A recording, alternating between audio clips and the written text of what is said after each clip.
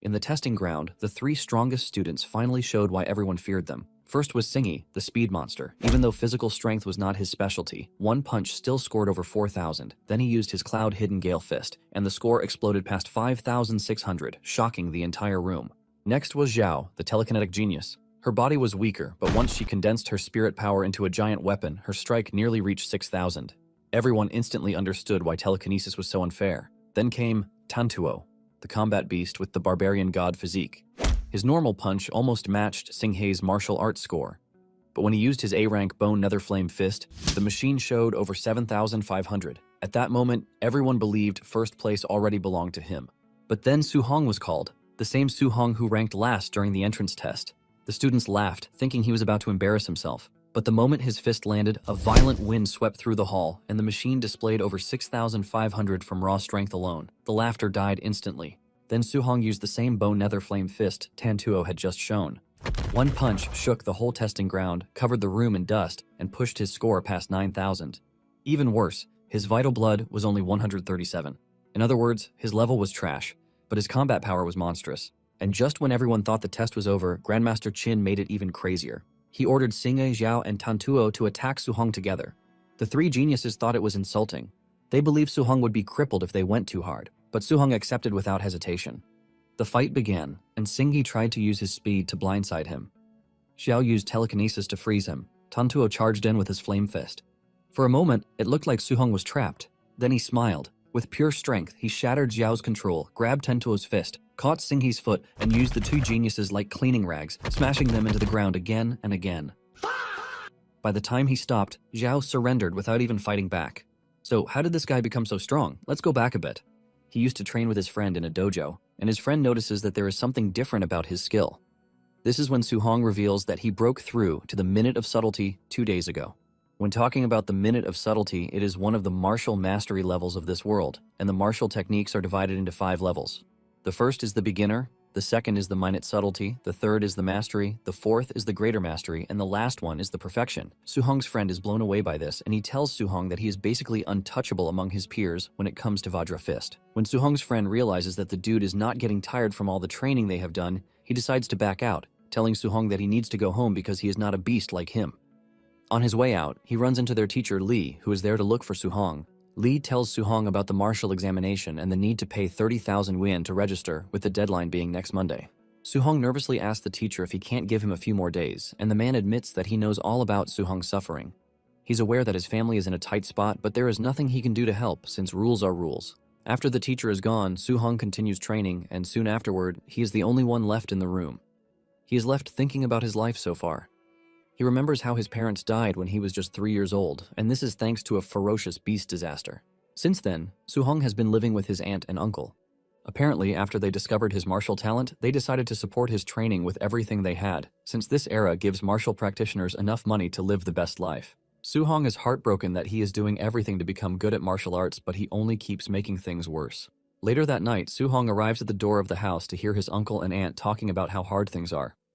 Apparently the rent is almost due, but they are ready to delay the rent just so they can pay Su Hong's registration fee. They believe that Su Hong is such a magnificent talent that they can't hold back. It turns out that his aunt is even suffering from an incurable disease, but she is ready to stop taking her medicine so that they can save a lot of money. However, his uncle refuses, telling his wife to keep taking her medicine while he takes on another job to support the family. Hearing all of these, Su Hong almost breaks down in tears, but he is able to pull himself together, and he happily enters the house like he didn't just hear everything they were talking about. His aunt scolds him for training so late into the night, believing that he must be exhausted already. Su Hong offers to help with the task they are doing, but they refuse, suggesting that he take his rest first.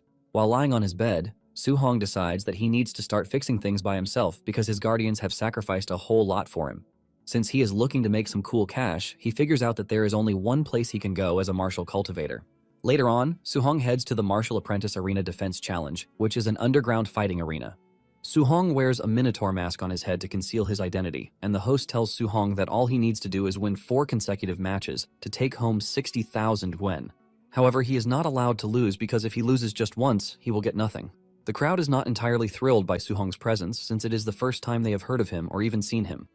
They mock him, saying he is playing with his life because the underground arena is not a place for rookies, unless he is looking for death. Seeing that the crowd is dulled by his presence, the female hostess urges Su-hong to heat up the crowd. Su-hong is totally new to things like this, and he asks the hostess how he is supposed to do this. She gives him ideas like taunting the crowd or even trash-talking them. Su-hong follows her advice and screams out, telling the crowd that he is invincible while calling his opponents weaklings. This only makes things worse for him, since the crowd immediately concludes that he is arrogant. The crowd immediately switches up to his opponent, telling him to tear Su-hong apart. Su-hong finally understands why it is an underground arena because the killing intent is all over the place. However, he has no choice because this is the only way he can earn the tuition money, but he can only hope that his Vajra fist carries him through a few wins. Su-hong analyzes his opponent and realizes that he is just an easy opponent. The dude makes the first move, leaping towards Su-hong with a punch, but Su-hong easily counters him by smacking his head into the ground, easily knocking him out. Su-hong raises his hand in excitement, but the crowd is not entirely pleased with his display. In no time, the next opponent climbs onto the stage, and he assures Su-hong that he is going to beat the crap out of him because he was only lucky to have defeated his first opponent. With a quick analysis, Su-hong realizes that the dude is actually quite decent, and he beckons to him to charge at him. The dude leaps towards Su-hong with a fist, but this time, Su-hong meets him halfway with his own punch. With this, Su-hong figures out that the dude might be decent, but he is actually inferior to him in strength. The dude basically left himself open after one attack, and Su-hong is able to capitalize on this, landing a kick to the dude's waist to send him flying. The dude is sent into the wall and knocked out immediately, ultimately giving Su-hong 2 consecutive wins. Meanwhile, the man in charge is watching the whole thing unfold from his office, and he is surprised at how skilled Su-hong is, even though he is not even a quasi-martial practitioner. Before they know it, Su-hong has gone past his third opponent, with just one match standing in between him and 60,000 yuan. The man says Su-hong is the perfect match for fixed matches, and his junior, who is wearing a fox mask, offers to go recruit Su-hong. The man tells Mr. Fox not to reveal the fact that he has already advanced to a true martial practitioner. Meanwhile, Su-hong already sees himself holding the 60,000 wen in his hands because he believes that he can handle his opponents with his minute subtlety level Vajra fist. Just then, the fox, who is known by the crowd as White Fox, steps into the arena, and everyone is blown away. They are not entirely impressed with White Fox's involvement because they know that he is pretty strong. When Su-hong hears that the dude is a quasi-martial practitioner, he realizes that it is going to be a tough fight, but he is not ready to lose. White Fox sees the uneasiness on his face, and he urges him to chill out, assuring him that he is going to go easy on him. The referee then starts the match, and since Su-hong can sense that he is inferior to White Fox, he decides to go all out from the beginning. Their fists meet halfway, and the force from the punch immediately tells Su-hong that he is wrong. He realizes White Fox is not a quasi-martial practitioner, but a genuine martial practitioner who deliberately suppressed his vital blood energy. Sweat runs down his body, and before he even knows what is happening, White Fox punches him into the distance with his Thunder Rush Fist technique, which is a triple resonance Thunder Rush Fist.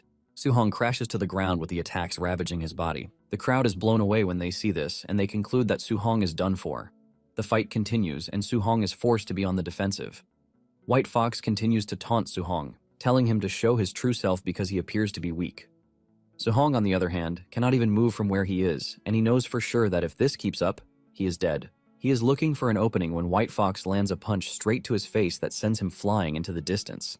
Su-hong crashes to the ground with his face disfigured and the realization that he is slowly losing consciousness. White Fox places his leg on him, telling him that if this keeps up, he won't be able to get the prize money that was promised. However, he lets him know that he has an offer for him. He tells him to join them and starts throwing matches for them while collecting the match's full prize. Su-hong confidently tells White Fox that he is not interested in something so shameless. White Fox's tone and expression change as he tells Su-hong to rethink his decision because he can't refuse them. However, Su-hong tells them that they need to cover their faces in shame because they call themselves martial practitioners with the sort of trash stunt that they are pulling. Since Su-hong is not going to accept his offer, White Fox tells him that he is going to render him useless, so he won't be able to practice martial arts again.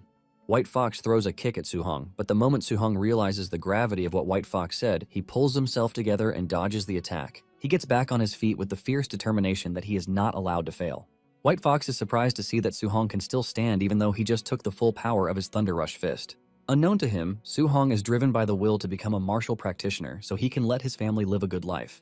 For a moment, he considers White Fox's offer, but he immediately trashes it again because he is not someone who would accept such a trash offer to build his future on. Suddenly, a status window appears in front of him, and the system asks him what he is willing to give for his family. Without hesitation, Su-hong replies that he would give everything. An overwhelming aura swirls around his body, and he suddenly finds himself in a strange space. There is a giant golden figure in front of him who tells Su-hong that he is going to give him a chance. Suddenly, a golden status window appears in front of Su-hong, which displays Su-hong's stats and techniques. Suhong wonders if it is a touchscreen, but he immediately confirms that it is with just a touch of his hand. He checks out the task section, where he finds a task named Path of the Arena. He is expected to hone his martial arts in that space and then return outside to deal with White Fox. Since it is the newbie tutorial, he is informed that there is no reward for it. Suhong is wondering what the task is all about when his clone appears behind him and throws a punch at his head. Suhong barely dodges it and realizes that his clone is using the same skill as him. In fact, his clone's skill appears to be even more refined than his, which is more or less a textbook standard. Since he has gotten himself a worthy opponent and an example to learn from, Suhong decides to throw everything into it. Suhong goes after his clone, but the clone easily dodges his strike before landing a counterattack that shifts Suhong backwards. Suddenly, Suhong realizes that the progress on his technique has increased to 10%, and it was 7% before the duel began. This is when Suhong realizes the simple truth that his clone can help him master his technique faster. Suhong dashes toward him and they start exchanging blows, with each punch increasing the mastery of the technique. Before he knows it, he masters a bunch of techniques just from training with his clone and getting a beating from himself. After a rigorous session, he finally gets a congratulatory message from the system telling him that he has completed the task. He is asked if he wants to return to reality, and he says yes. Back in reality, White Fox believes that Suhong is just playing around by acting all cool and mysterious. He dashes towards Suhong, swinging a punch at his face, but all he catches is Suhong's afterimage. Suhong easily dodges the dude's attack while telling him that he is too slow. The next thing that White Fox knows is a punch coming straight at his face, shattering his mask while reconfiguring his facial bones. Just one punch from Suhong knocks White Fox to the ground, with the crowd going totally nuts about it. Suhong then turns to the hostess, asking her when he is going to get his money because he just won his 4th match. The lady is totally startled by what she just witnessed, and she takes her time before announcing Suhong as the winner, while revealing that he is going to be given the 60,000 yuan reward. The owner of the establishment is blown away by what he just witnessed, leaving him to wonder how a martial apprentice is able to master the Vajra fist technique. The man then tells 2 of his men to follow Suhong so that they can find out who he is. On his way back home, Suhong quickly catches on to the fact that he is being followed, and he wastes no time engaging in a maneuver tactic that throws the dudes off his tail. They are left wondering where he disappeared to, but unknown to them, he is hanging right above them. An hour later, Suhong returns home, and he gives his guardians the money he just made. They are shocked when they see this, and they ask him where he got the money from. Suhong lies that he made the money from being a sparring partner at the dojo where he works. He adds that they have decided to sponsor his training because of how talented he is, and the uncle is surprised to hear this, since he once complained about how stingy the dojo is. Suhong calms the 2 down, asking them if they don't trust him. The 2 immediately come to their senses, agreeing that their nephew would never lie to them. Later that night, Suhong heads to the roof to think about how good the day went. He has been able to sort out the martial examination registration and even figure out his rent. In fact, his aunt's medical bills have been covered to some extent. Suhong is glad that he was able to turn danger into safety thanks to the system, but he realizes that aside from the technique levels, the other values didn't change. He notices that there is something called martial Dao value, but he doesn't know what it does. The system tells him that defeating an opponent that is above his level would give him 67 martial Dao value points, and this can be used to increase vital blood and martial techniques, so he should use it wisely.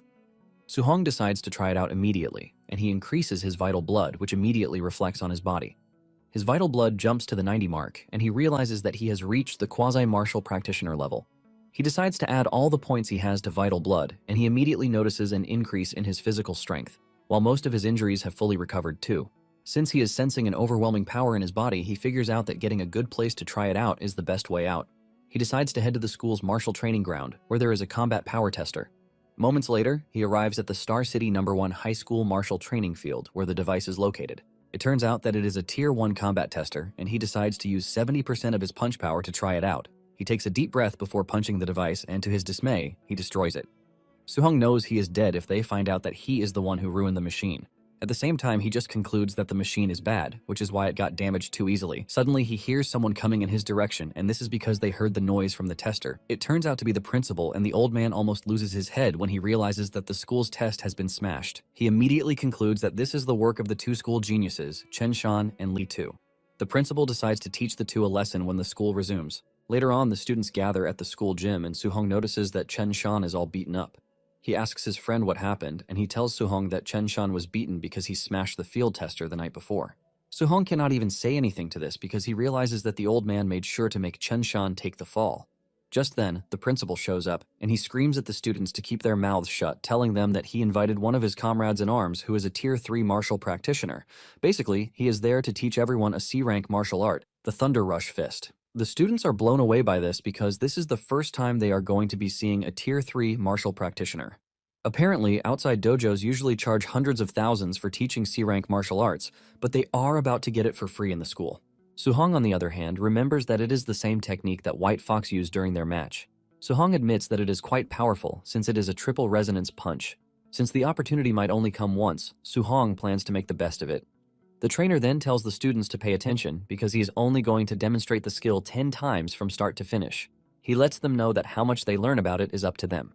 Without wasting time, the trainer begins the demonstration and he throws one punch while explaining that the Thunder Rush has several levels. Basically, each punch produces one thunderous boom, and at mastery, it produces 3 resonances.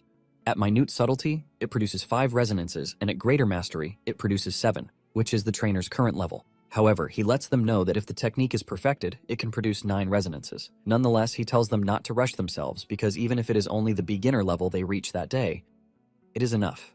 The trainer then tells them to follow his example as he starts the second demonstration.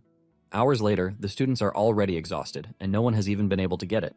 Surprisingly, Suhong is no longer in the hall and his friend wonders where he has disappeared to. Moments later, Chen Shan reaches beginner level and he remains the only person who did among the students. This further proves his status as the genius of the school. The principal excitedly tells the trainer that Chen Shan is the genius of the school and he asks him if he is interested in giving him some guidance. However, the trainer is disappointed in what the principal is referring to as the genius in his class. He tells the man that Chen Shan is average at best. While walking to the entrance of the school, the trainer tells the principal, Li, that his students are trash, and he basically just made him waste a good trip. Li tells the trainer that he should be happy that he even found one student who reached beginner level because getting a top-tier genius is basically impossible. The trainer then tells the old man that martial cultivation is harsh, which means talent is too important. The principal agrees that relying only on effort without destiny is basically impossible. Suddenly, they spot a student practicing in the school field, and this student turns out to be Suhong, but his back is facing them, so they don't recognize him. Right in their presence, Suhong is able to wield the 7 Resonance Thunder Rush Fist, which shocks them. The trainer asks Li about Suhong, but he doesn't even know he has someone that talented in his school. They are further shocked when they realize that Suhong has reached greater mastery in what the trainer just showed them some hours ago. Just then, Li notices that the trainer is standing still, as if he is trying to understand something. Li asks him what the problem is, but suddenly the trainer tells the principal that he has finally understood what he needs to do. He clenches his fist and throws a punch to activate the 8 resonances, which shocks Li. Li can't believe that the trainer just broke through right there, and the man reveals that watching Suhong just gave him inspiration. He admits that he might never have been able to break through if not for him. However, he suggests that they ignore all boring conversations and just find out who the student is. They rush into the field, but to their surprise, Suhong has already vanished. As he walks away from the school, Suhong expresses his surprise at how exhausting it is to cultivate a C-rank technique. Since his Thunder Rush Fist has already reached perfection, he figures out that he has to find a way to earn martial Dao value to break through to martial practitioner as soon as he can. He wonders if he is going to gain points if he spars with someone instead of risking his life in a life or death situation. Later on, Suhong arrives at the Thunder Dojo, where he works part-time. Upon entering the dojo, his friend asks him why he is there that day, and Suhong replies that he is just there to get some practice. Meanwhile, a purple-headed student is busy arguing with another student. Suhong asks his friend what the issue is, and he reveals that the new instructor is the purple-head's teacher. Basically, the instructor is pretty strong, but he looks down on commoners as if they are not humans. The purple head is Lian, and he is also pretty strong. Lian is about to beat up the student he is arguing with when Suhong grabs his arm, telling him to chill out. Lian is pissed that a regular dude just grabbed him, and he demands to know who he is. In fact, he tells Suhong to fight him one-on-one in the arena if he thinks he is a big shot. Suhong doesn't hesitate before accepting the request, but the instructor enters at the right time to ruin everything. He tells them to get ready for class, and Lian taunts Suhong, telling him that he literally got lucky. The instructor then reveals that it is his last day teaching the students the furious sea spear art, which he is only going to demonstrate once, just like he's always done. Deep down, the instructor doesn't expect any of them to learn it since he believes that they are all trash. The instructor does as he promised, and he demonstrates the move just once, but Suhong is able to lock everything into his memory.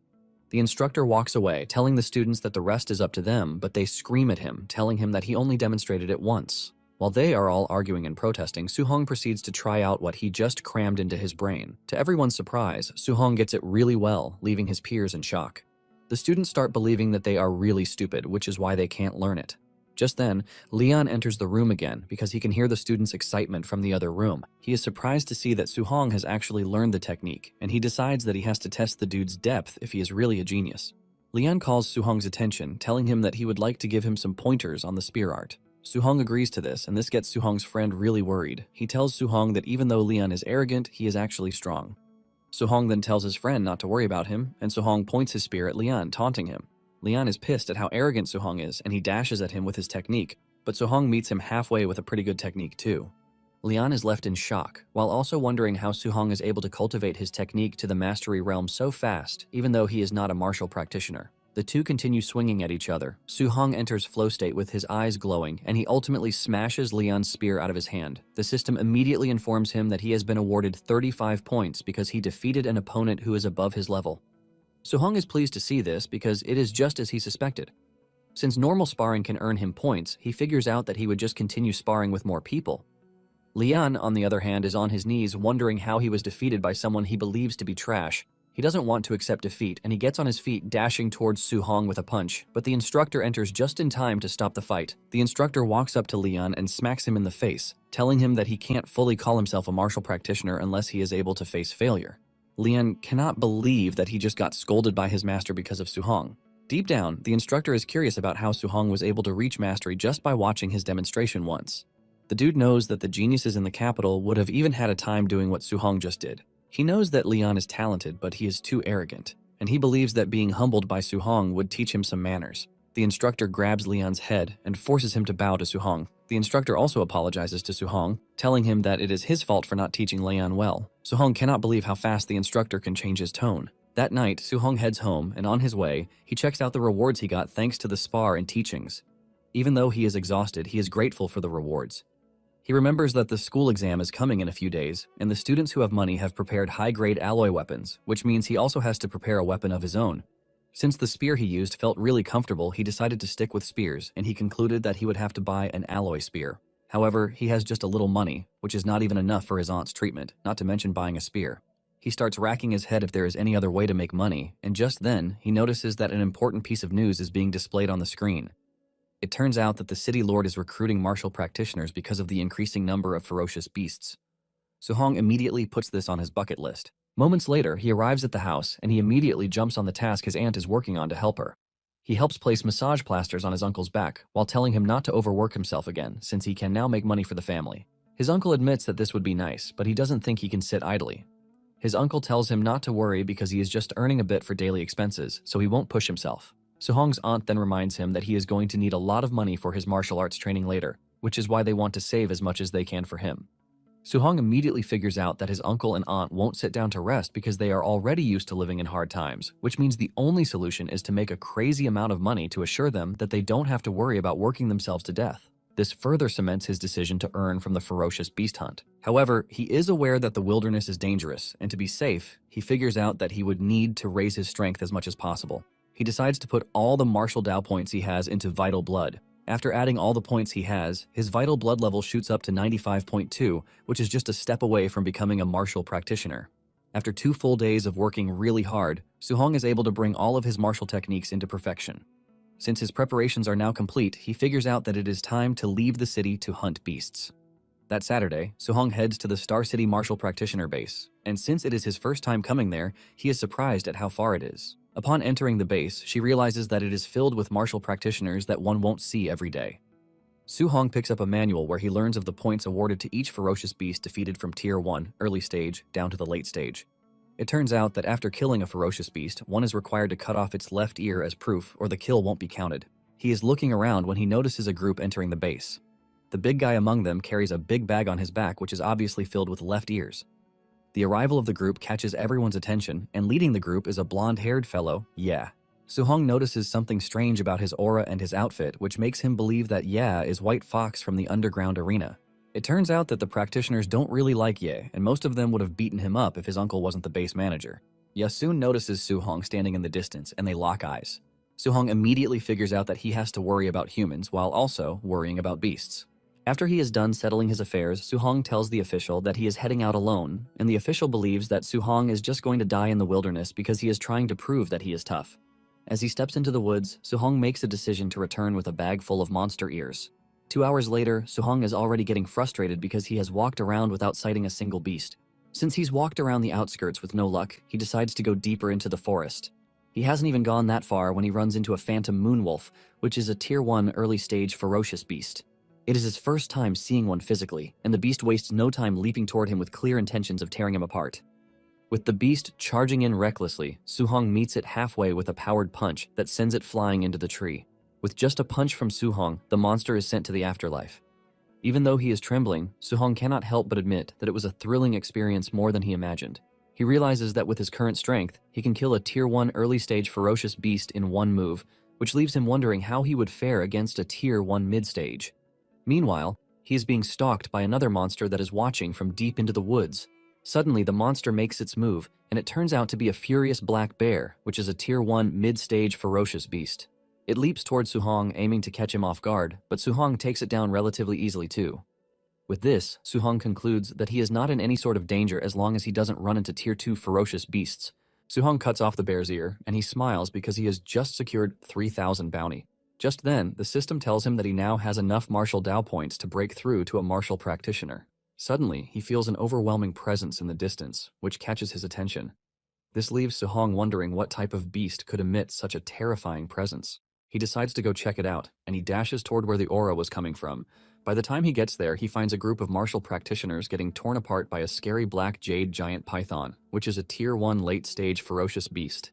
One of the martial practitioners tries to block the serpent with his shield, but he gets smacked into a rock, ultimately relieving him of his life debt. Before he knows it, he realizes that the snake has locked onto him. The snake rushes at him, forcing him to frantically leap backward. However, the snake is so fast that it is able to close the distance in no time, landing a hit that causes Su-hong to cough up blood. Su-hong cleans the blood in his mouth, and he grabs the spear of one of the dead practitioners, telling the dead fellow that he would like to borrow his spear. Su-hong then stands fearless in front of the snake, but this only makes the snake even angrier. The snake comes after Su-hong with ferocity, forcing Su-hong to run. Basically, defeating this type of monster would take a bunch of martial practitioners working together. However, all of his martial techniques have reached perfection, and he can easily kill a tier 1 mid-stage furious black bear, so he believes that he has a chance against the python. Su-hong engages his movement techniques to try to get the edge over the snake before hitting it with spear art. The spear passes through the snake's body, causing it to scream out in pain. The spear comes out from the other side, and Su-hong quickly goes after the spear. He pulls out the spear and hurls it at the python again. This time around, the spear pierces the snake's neck, leaving a hole in it, while the python gets even angrier. The snake violently goes after Su-hong, trying to catch him off guard, but Su-hong is too agile for the snake to catch. Because of the size difference between them, Su-hong knows that it is pretty difficult for him to land a killing blow in one strike. Since it has come to this, he figures out that he can only weaken the beast as much as he can until he is able to deliver the killing strike. While dodging the snake's movements, Su-hong lands a powerful punch to the snake's body before going after his spear again. Su-hong has been creating distance between himself and the snake after every attack, so he can find another opening to strike again. Even though the method is draining his stamina, he has no choice because it is the only safe method that he can use. While he is panting like a dog, Su-hong notices that the snake is already getting exhausted too. Su-hong is convinced that he can defeat the snake after a couple of exchanges. This motivates Su-hong, and just as he's about to start another phase of attack, he senses something strange behind him. He looks behind to see the big guy on Ye's team leaping toward him with a punch. Su-hong manages to raise his arm just in time to block the attack, but he is sent flying into the distance thanks to the heavy punch. Su-hong manages to get on his knees while coughing hard from the attack. He looks up to see Ye and his gang showing up in their numbers, and without hesitation, Ye tells Su-hong to surrender the python to him. Ye tells Su-hong that he thought he would die in the forest because he saw him leaving the city alone. However, he is surprised that he is lucky enough to have run into a wounded python. While they are busy discussing this, the python is already on the verge of death. And since Ye claimed he was just lucky to have found the python, Su-hong figures out that they just arrived. Su-hong knows that he is outnumbered, and to make it worse, they are martial practitioners. Su-hong is thinking about a way forward when the big guy lunges at him again. He screams at Su-hong, telling him to get lost, but Su-hong is overtaken with anger. He screams at the dude, telling him that he was only forced to repel his earlier attack because it was a surprise attack. He asks the dude if he seriously thinks he can't beat all of them up. Su-hong then meets the dude halfway with a powerful punch, and before he can even react, he gets punched in the head.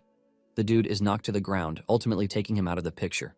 Seeing Su-hong's skill, Ye immediately confirms that he is the Minotaur dude from the underground arena. Ye tells Su-hong that he is literally the first person to ever humiliate him badly in front of many people. Ye then orders his lackeys to kill Su-hong. Seeing that he is about to be jumped, Su-hong grabs the spear and leaps into the forest. The dudes chase after him, but thanks to the dense forest, Su-hong is able to stay hidden. However, the gang is not afraid of Su-hong since he is just one person. Suddenly, Suhong appears out of nowhere, and before the dude with a face mask even knows what is happening, he gets smacked really hard into the ground. Suhong vanishes immediately, and Ye realizes that our guy is pretty fast. At this point, Ye's lackeys have started getting worried because the skill Suhong just used is not to be joked with. However, Ye screams at them, telling them to keep their mouths shut. Meanwhile, Suhong is hiding in a tree, and he knows that he would have been able to take on all of them head-on if the snake hadn't drained his stamina. Since this is the case, he is left with the only safe option, which is to pick them off one by one. Suhong leaps off the tree, and he throws his spear beside them to catch their attention. The moment they lose focus because of the spear, he goes after the one with the nice hair and kicks him in the head, knocking him out completely. The last guy on the team screams like a baby, telling Ye that it would be nice if they ran because Suhong is too strong, but Ye refuses, saying he has to kill Suhong that very day. Before he knows it, Suhong appears out of nowhere just like before and smacks the last guy to the ground, leaving Ye as the only person on the team. At this point, Ye is already shitting his pants, wondering how Suhong was able to get that strong in just a few days. Since he is the last person on the team, Suhong decides to toy with him. Suhong runs past him, and by the time he turns around, Suhong is already gone. Suhong then reappears behind him, but Ye is able to react to this. He screams at Suhong, telling him not to be overconfident, believing that he has cornered him. Ye fires off an energy blast from his finger that Suhong barely dodges. The blast misses Suhong's head, and it destroys the tree behind him. To keep Suhong away, Ye continues firing off energy blasts from his finger, which is thanks to a skill called Void-Breaking Finger. Suhong is forced to keep changing locations, and realizing how strong Ye's technique is, he wonders if it is a B-rank skill. Ye then starts to yap, telling Suhong to show himself, but he doesn't stop there. He proceeds to threaten Suhong's family, saying he is going to have them killed when he returns to the city. This turns out to be his biggest mistake, as Suhong immediately goes into frenzy mode. He ignores the essence of fear, and he dashes toward Ye's position. Ye is still boasting about his connections when a bloodthirsty Suhong appears behind him with a powerful punch. He tells Ye that he actually preferred his arrogant self before punching him so hard in the head. Ye's head almost twists from his body as he is sent flying into the distance before crashing into a wall. Suhong looks like a demon straight from hell as he walks toward Ye, telling him that he should have left his family out of it. With blood pouring out of his body like water, Ye asks Suhong how he got this strong, which is supposed to be impossible. He is still asking stupid questions when the black python appears behind him and smacks him into the ground with its giant tail. The snake then turns its attention to Suhong, and it looks angrier than before as it screams at Suhong. Suhong realizes that he has spent too much time fighting Ye, which has given the snake the time to recuperate. Meanwhile, Ye's lackeys have regained consciousness, and while they are wondering where Ye is, they see Suhong running towards them. Just as they are preparing to engage him in a fight, Suhong screams at them to get out of the way. It soon dawns on them that Suhong is being chased by the black python. Suhong dashes past them, but because of how slow they are killed by the black python. Surprisingly, Suhong is awarded points for indirectly killing his opponents. Suhong is shocked that he can also earn points this way, and this reminds him that he now has enough points to break through to become a martial practitioner. He decides to find a safe place for himself, and he soon notices a cave in the distance. Without hesitation, he dashes toward the cave and disappears into the cave before the snake gets to him. However, the snake is about to give up as it keeps trying to force its way into the cave. Seeing how desperate the snake is, Suhong quickly pulls out the status window and he starts to add points to his vital blood as fast as he can. Doing this causes him intense pain that he feels like lava is flowing through his body. After adding all the points and enduring the pain, Suhong finally becomes a true martial practitioner with a red aura swirling around his body. Seeing the difference in Suhong's aura, the python starts backing away from the cave. However, Suhong goes after it, landing a punch to the snake's head that sends it into the air. The snake bleeds out profusely, but Suhong is not yet done with it. Suhong leaps toward the snake and delivers a powerful punch to its body before pushing its spear into its body. By exerting great force into the spear, Suhong is able to pin the snake to the ground. This gives Suhong the chance to cook up the Thunder Rush Fist, which he delivers to the snake's head without mercy. The overwhelming strength of Suhong's punch is enough to crush the snake's head, which grants him 92 Dao points. Suhong is extremely proud of himself because he was able to withstand the snake's attacks. When it is time to cut a proof for the snake's kill, he is left confused on what to do, since snakes have no ears. Nonetheless, he figures out that returning to the base is the most important thing. As he is about to leave, he finds Ye's crushed body on the ground. Suhong lets him know that he should be thankful that he died the way he did because he obviously had other plans for him. Suhong then decides to search him, hoping to find the high-grade technique that he was using. Fortunately for him, he found the book on the void-breaking finger. That night, Suhong locks himself in the cave to memorize and master the new technique that he has just found. Once he is ready, he pulls out his clone and the two engage in a fierce battle in which he is trying to master the void-breaking finger. After so much stress, he finally breaks through to the beginner level of the technique. By the time he returns to reality, he realizes that he is already bleeding in the nose, which shows just how powerful the technique is. Su-hong decides to find a monster to test out the power on. 3 days later, Su-hong is still busy hunting down monsters with the new technique. He confidently fires off an energy blast into a brown bear, charging toward him, and this easily destroys the bear. Confident that he has mastered the skill, Su-hong concludes that it is time for him to head back to the base. He makes his way to the counter, where everyone is documenting their kills. He drops his bag, and the attendant checks it out. She starts calling out the monsters that were defeated by Su-hong, shocking the other practitioners standing around. It turns out that Su-hong was able to take down monsters worth 406,000 points. This is when it dawns on Su-hong that he overdid it because he was looking to just hunt a few in the first place. Suddenly, a side of the wall in the base is destroyed. The practitioners are surprised to see that they are getting attacked when there are literally a bunch of them lying around. Just then, the person who destroyed the wall shows himself, and it turns out to be Ye's uncle, who is the base manager. The practitioners are surprised to see that old Ye is pissed, and the officials ask him what the issue is. The old man then reveals that his nephew and all of his gang have been killed. The crowd is shocked to hear this, but deep down, they are not concerned because Ye was a douchebag when he was alive, so most didn't really care. Old Ye then mentions that a B-rank technique was taken from Ye's body, and he wants everyone on the base to be searched before they are permitted to leave. Su-hong maintains a straight face while thinking about everything that happened in the woods. He is confident that the corpses can't be traced back to him, since the python was the monster that killed Ye and his team. Su-hong is thinking about this when old Ye suddenly locks eyes with him, shocking him. Old Ye then turns to Su-hong and tells him that he is aware of his latest feat of taking down beasts as if they are nothing, which gained him over 400,000 points. One of old Ye's assistants tells him that she checked Su-hong's stats and it was barely fit to be a tier 1 early stage, so there is no way he killed that many beasts. The lady believes that Su-hong only picked up Ye's backpack, and she suggests that they search Su-hong. 2 bodyguards walk towards Su-hong with an intimidating aura while telling Su-hong to cooperate. Just as they are about to reach him, Su-hong points his spear at them before they can even realize. They ask him what he is trying to pull off, and Su-hong reveals that he is a student from Star City No. 1 High. He asks them if they are really willing to search him.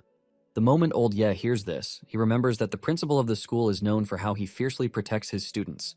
He knows fully well that the principal is no joke, so it won't make sense to cross him. However, he believes that Su-hong is quite suspicious. Old Ye secretly admits that Su-hong might be a genius if he were the one who hunted down all the beasts, which means wrongly accusing him might cause problems for them. Old Ye then moves over to Su-hong, telling him how Ye and his team were ambushed. He adds that a technique was stolen from them and they would need to search him. Su-hong then decides to add a clause to the whole thing. He tells old Ye that he would like them to pay him 30,000 yuan just in case they don't find anything on him.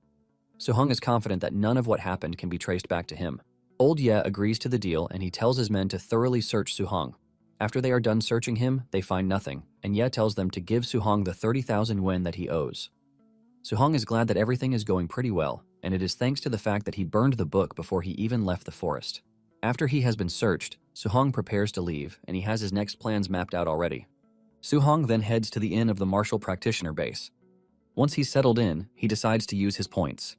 He is shocked to see that he has that large a number of points in stock.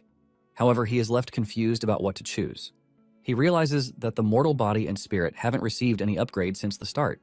Since he is curious, he decides to try it out, and he dumps his points into the spirit and mortal body. After filling the mortal body with enough points, he decides to push the rest into the spirit.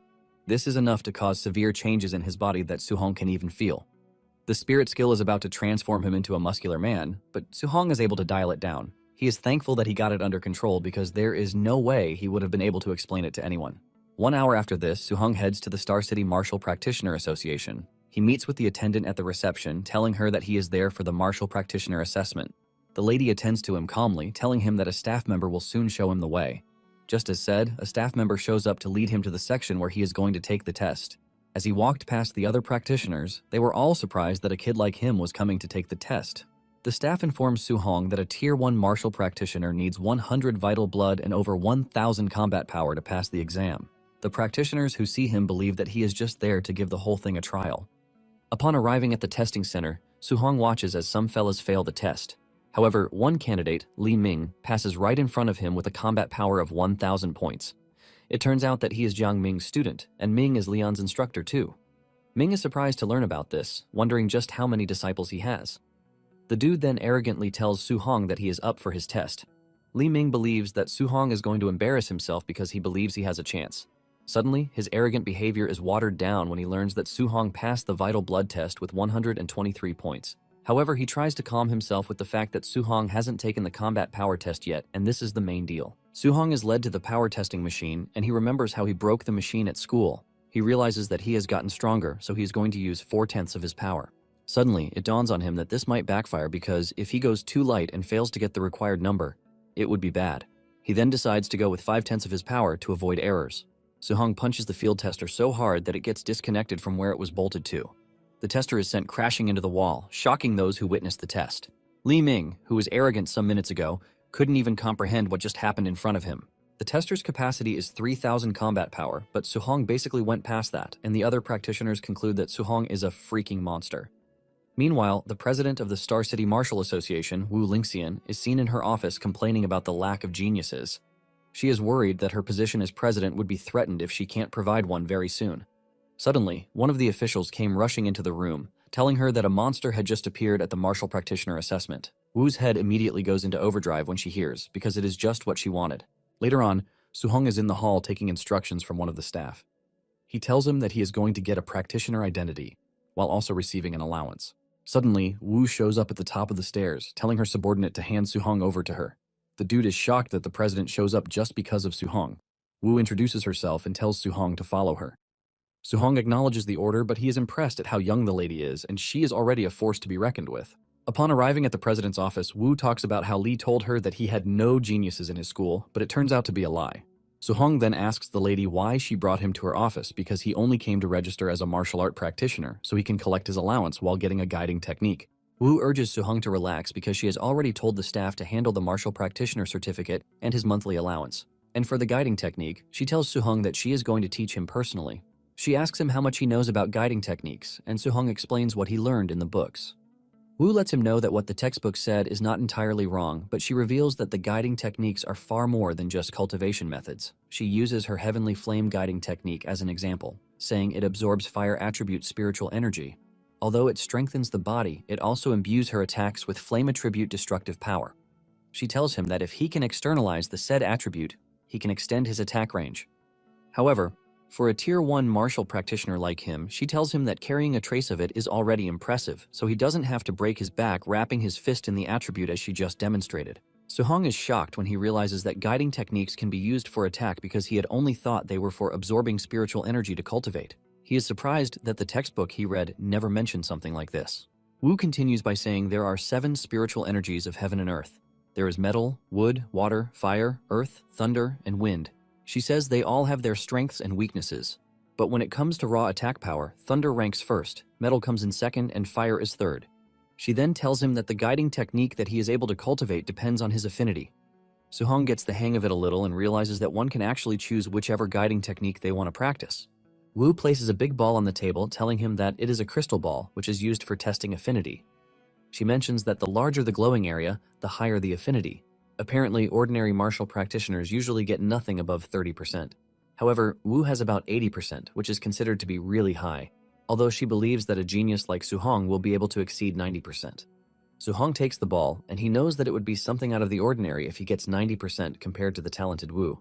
Just then, the ball starts to glow, and to Wu's surprise, it is entirely full, which shows that Su-hong has 100% affinity for the fire attribute.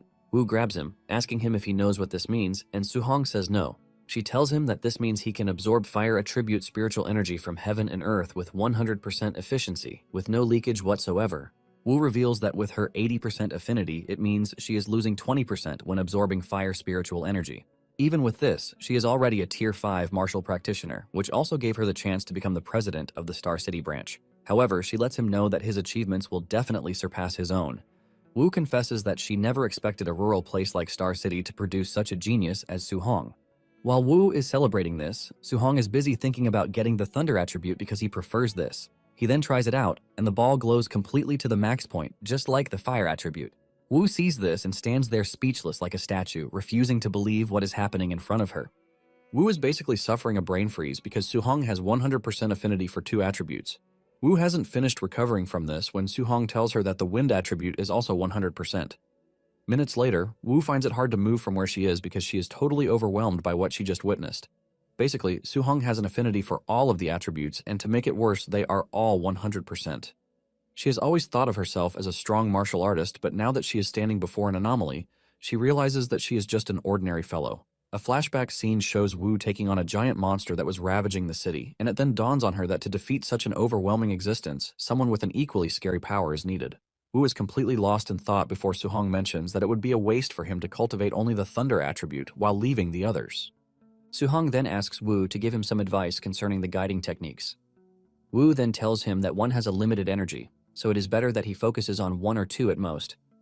Apparently, there was someone in the past who tried to cultivate all 7 guiding techniques at once, but after decades, the fellow was still stuck at a Tier 1 martial practitioner.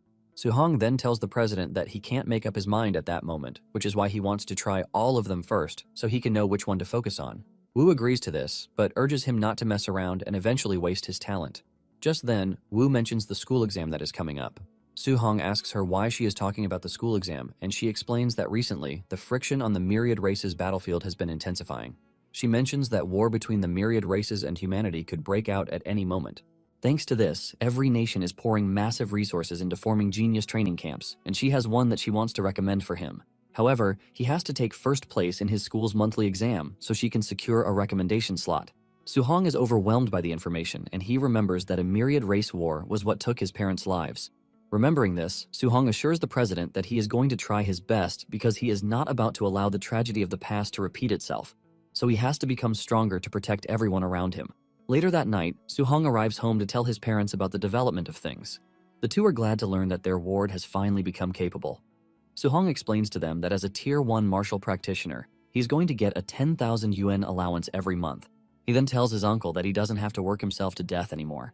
His uncle is happy to hear this, and he concludes that Suhong is the pillar of the family, so whatever Suhong says, he is going to listen to him. That night, Suhong heads to the roof as usual to try out the fire attribute. He is able to shoot out smoke, which counts as a beginner in the guiding technique.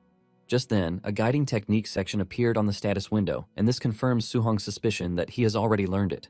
Just then, he notices that there are levels to the technique. This comes as a surprise because Wu never mentioned anything of the sort. However, it soon dawns on him that the guiding techniques can only be leveled up by him, and this creates a level of excitement in him. However, he doesn't know how the level up happens. He wonders if they can be leveled up using martial Dao points too. Since he doesn't know how this works, he decides to cultivate the rest of the guiding techniques first. Suhong then sits down to focus on the guiding techniques, but several hours later, he hasn't made progress because the 7 different attributes repel each other. He then remembers the genius Wu mentioned, who was stuck in Tier 1 even after decades. Even though all 7 attributes are present inside him, he can only mobilize one attribute at a time. Anytime he tries to force a second attribute into it, it clashes violently and then disappears.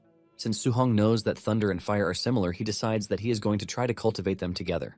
Hours later, Suhong wasn't able to carry out his desired result. This continues till the next day, but Suhong is able to tame both thunder and fire at the same time. Suhong creates a fireball with lightning in his hand, and he is proud of himself because after trying the whole night, it finally worked out. He decides that it is time to test out the new power. The following day, he heads down to the test field where he is to test his power on the Tier 3 combat power tester. Since he used 5/10 of his power the last time, he decides to use 3/10 this time. Suhong punches the tester hard, and surprisingly, the mark was above 2,000. Suhong finally understands how strong he has become. He then decides to combine the power of fire and thunder to see what will happen. He punched the machine again, and this time it broke. Suhong realizes that his power is quite terrifying because he has gotten an extraordinary power from fusing 2 abilities. Suhong is already thinking of what would happen if he got his hands on the 7 attributes. Suhong then returns home to try to fuse 3 attributes together, but it fails because it is even harder. He has tried all the combinations that he can, but there is no progress whatsoever. He wonders if raising the guiding technique level would help him fuse the techniques successfully.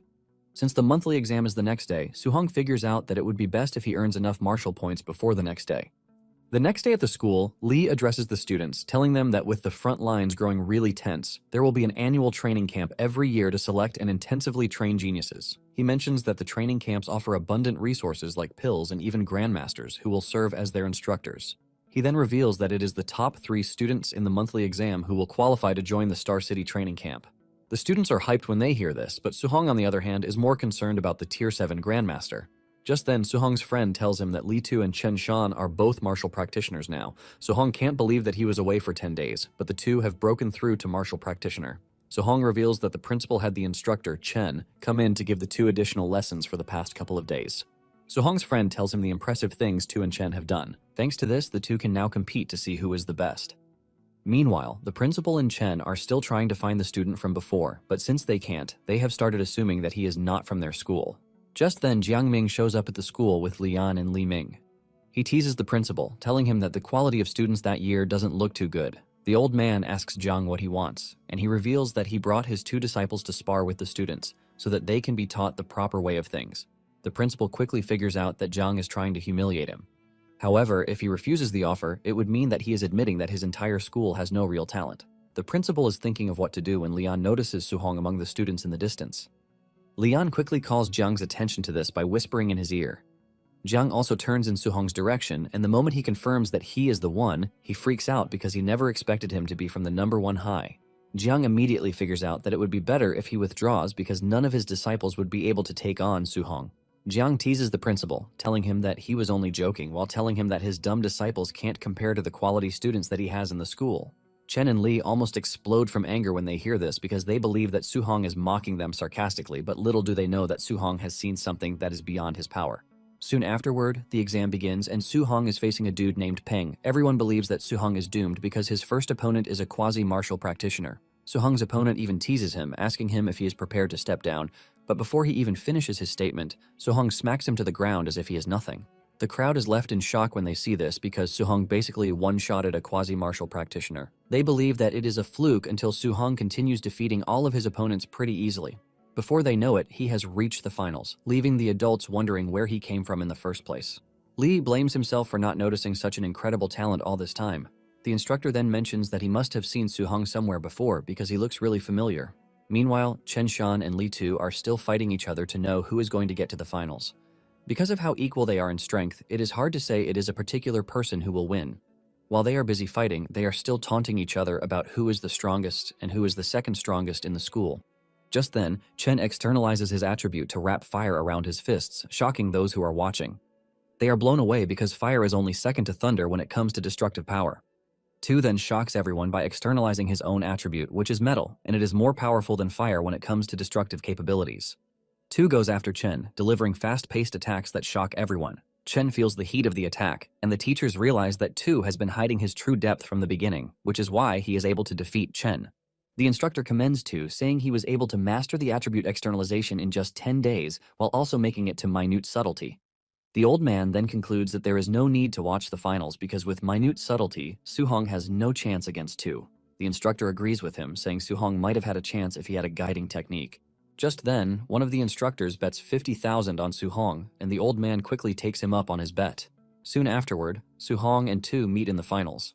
Tu teases Suhong, telling him that he was lucky to have reached the finals because he didn't meet him or Chen on the way. However, he lets him know that his run of luck has come to an end. Suhong keeps mute because he is happy that he is finally getting a good human to beat up after fighting beasts for so long. Tu tells Suhong that he should be proud because he can call himself second best in the school since he made it to the finals. Suhong taunts him, asking him who is first, and Tu lunges toward him, saying it is obviously him. Tu unleashes a 5-resonance thunder rush fist that shocks the spectators. Instead of dodging the incoming attack, Suhong decides to stand around to test out his physical prowess. The students shout at the referee, telling him to save Suhong because he is about to be obliterated. Suhong then jumps at Tu, and the two start exchanging punches. Tu is shocked when he realizes that Suhong is able to stand against him with a skill of his own. Suhong maintains the intensity, and Tu realizes that Suhong is no child's play because every punch from him feels really heavy. The spectators are left in awe because Suhong isn't using any martial technique, but he is able to match Tu blow for blow. This tells the crowd that Suhong's strength is no child's play. The instructor believes that Suhong has a unique physique because there is no way his power is that exaggerated. Li is excited that his trash school is able to provide a genius at last. As the battle continues, Tu tells Suhong not to believe that he has a chance because he will come out as the winner in the end. Seeing how desperate Tu is to win, Suhong realizes that his physical strength is not enough to win against him, so he might just go all out against him too. Suhong then tells Tu that he is going to get serious with him since he showed him his full power too. Suhong then externalizes his thunder attribute as he dashes toward Tu. Fear grips Tu when he sees this because he wasn't expecting Suhong to have a trump card. Even the spectators are left wondering what might be going on. The teacher screams out like a frog when he sees how Suhong is handling the thunder technique. Moments later, Tu realizes that he is getting overwhelmed by Suhong's technique because his thunder attribute is stronger than his metal attribute. Suhong lets Tu know that he is going to get serious with him by showing him his trump card. He unleashes 9 resonances on Tu, ultimately trashing him. The students are initially stunned by what happened, but when they finally digest how Suhong won, the crowd goes wild. Seeing how he just used 9 resonances, Lee and the instructor also figure out that Suhong was the student who vanished from their sight that day. The principal tells the instructor that they are not witnessing just a genius, but the dragon star of the school. The instructor chuckles nervously, saying the privileged geniuses at the training camp are about to be hit with a brutal shock. He compares Suhong to a dragon that is meant to soar, not to sink in a pond. The principal agrees with him, saying Suhong is meant to shine on the international level, not a rural place like Star City. That night, Suhong returns home with a smile on his face, and when his guardians ask him who took first in the school, he proudly reveals that he is the one. His uncle asks him if this means that he is going to the training camp, and he says yes. Just then, they hear a knock on the door, and when they go to the door to investigate, they meet an arrogant woman who reveals that she is Lin Nian's mother at Suhong's school. Since the school usually sends the top 3 to the training camp, and her son took 4th, she tells Suhong that she is interested in paying him to give up his spot for her son. She pulls out 30,000 yuan like it's some kind of big money and tells Suhong and his guardians that this is what she is ready to pay. She expects them to jump at the money, but the cold expression on their faces shocks her, and she screams at them, telling them the competition is a brutal one where people can die. She continues by saying those who participate in the training camp are known to consume high-grade pills like candy while using high-tier techniques as if it is nothing. Suhong's mother hears this and she fears, forcing her to ask Suhong if it is really dangerous, just as the woman said. However, the uncle urges his wife to chill out.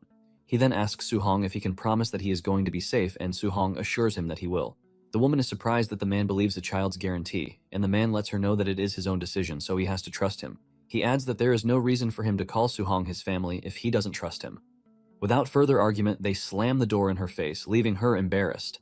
She walks away in anger while telling the family that Suhong is going to get eliminated. After she is gone, Suhong apologizes to his uncle, telling him that he never meant to hide the danger from him, and his uncle assures him that it is fine. He mentions that he is a rough man, but he is more educated, and he understands the training camp better. Suhong's uncle tells him that since he has made up his mind to face the difficulties, he is ready to support him. Suhong's aunt smacks her husband before telling Suhong that all they care about is that he returns safely. Later that night, Suhong heads to the roof to think about his future journey. He knows that his guardians are only worried about him, which is why he can't even let them down. He concludes that he has to get stronger to protect his hard-earned peaceful life. Suhong then checks out the status window, and he realizes that he has 285 Dao points currently, but this is not enough for what he wants. Since he doesn't know what kind of monsters he is going to face at the training camp, he decides to prioritize his physical combat power. Suhong adds points to his mortal body, and after a painful ordeal, he realizes that he is still 35% away from 100%. Suddenly, he notices that Thunder and Heavenly Flame techniques have already reached level 2. Suhong remembers practicing guiding techniques for just a few days, and nothing more. He wonders if extra conditions are needed, or if it is the normal cultivation of guiding techniques that allows the attributes to level up. Since this is the case, Suhong decides that he is going to raise the bar to another level.